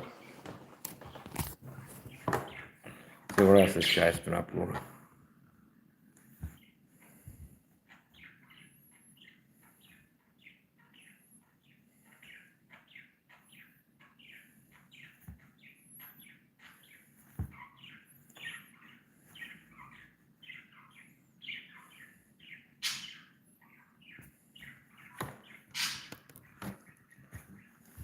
So he's 56.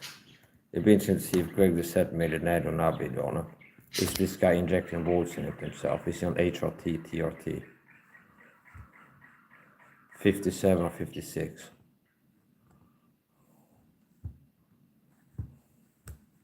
I mean, that's okay. Okay. I mean, it wouldn't be impossible if you have good genetics to get in this shape at 56. But it's gonna be like 1 in a million,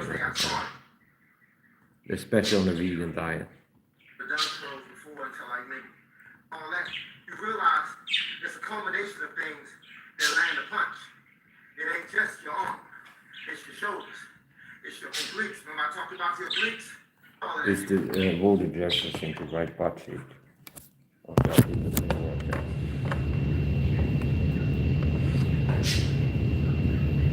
need them shoulders. You need all of that. You need it all. It's a combination of things. Have you ever seen a Bruce Lee body? I try to form my body like Bruce Lee's body. So I do the exercises that Bruce Lee did to get to where Bruce Lee was at.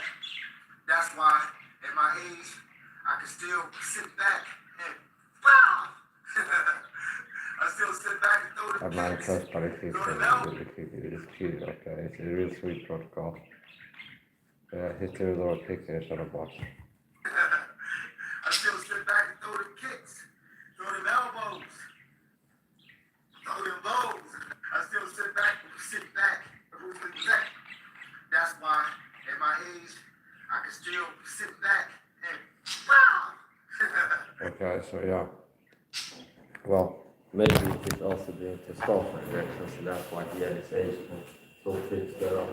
Now we have a question. So that's here's the real kick. That's your real kick, okay? And it's not some kind of serious thing which is like, oh, okay. That is an actual kick, okay? Leave it to the big boys to go the big power shots, cold shot.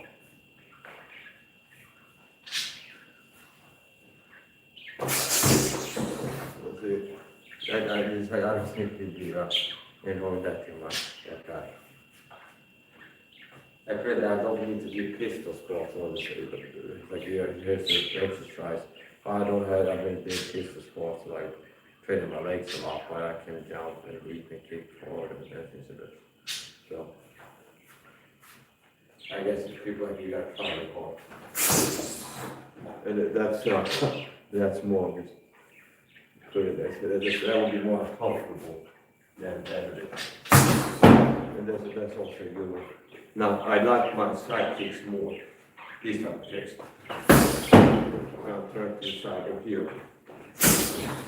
Here. Like shooting out like the ball. With a surprise, explosive, rapid distance changes. Come with the new attack, and then back twist here.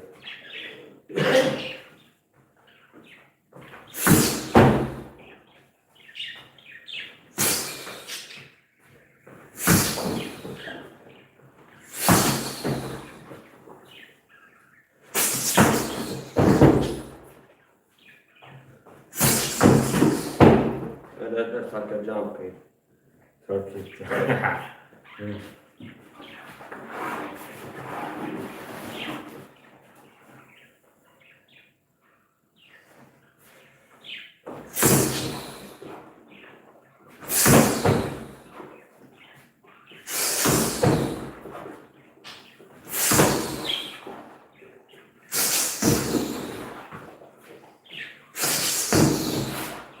So the right kick, if you can put it in there.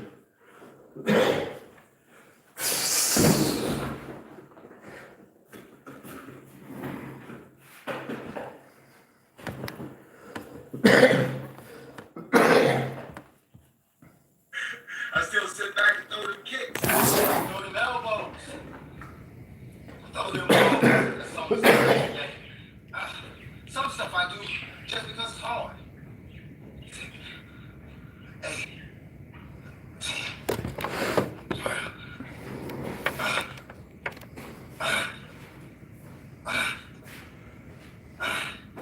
I do a lot of stuff just because it's hard. That's also good too. If you read my resume, I don't like easy stuff. I like the hard stuff. I make the stuff that's gonna make you cry out in the middle of the night.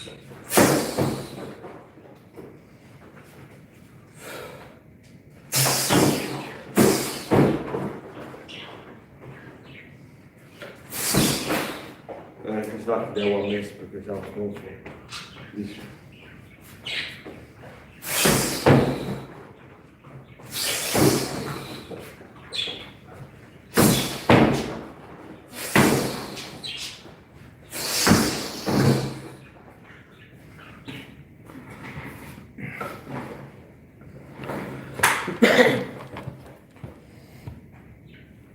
What I do, don't.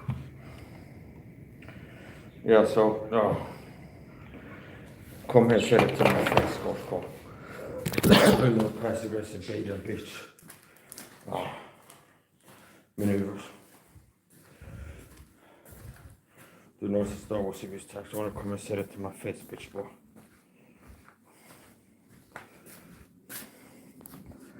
So yeah, Coach calls one of these sellout persecutors that told me to the gang stalking program. Then I have mine. Do more Rumble streams, play his videos, doing commentary.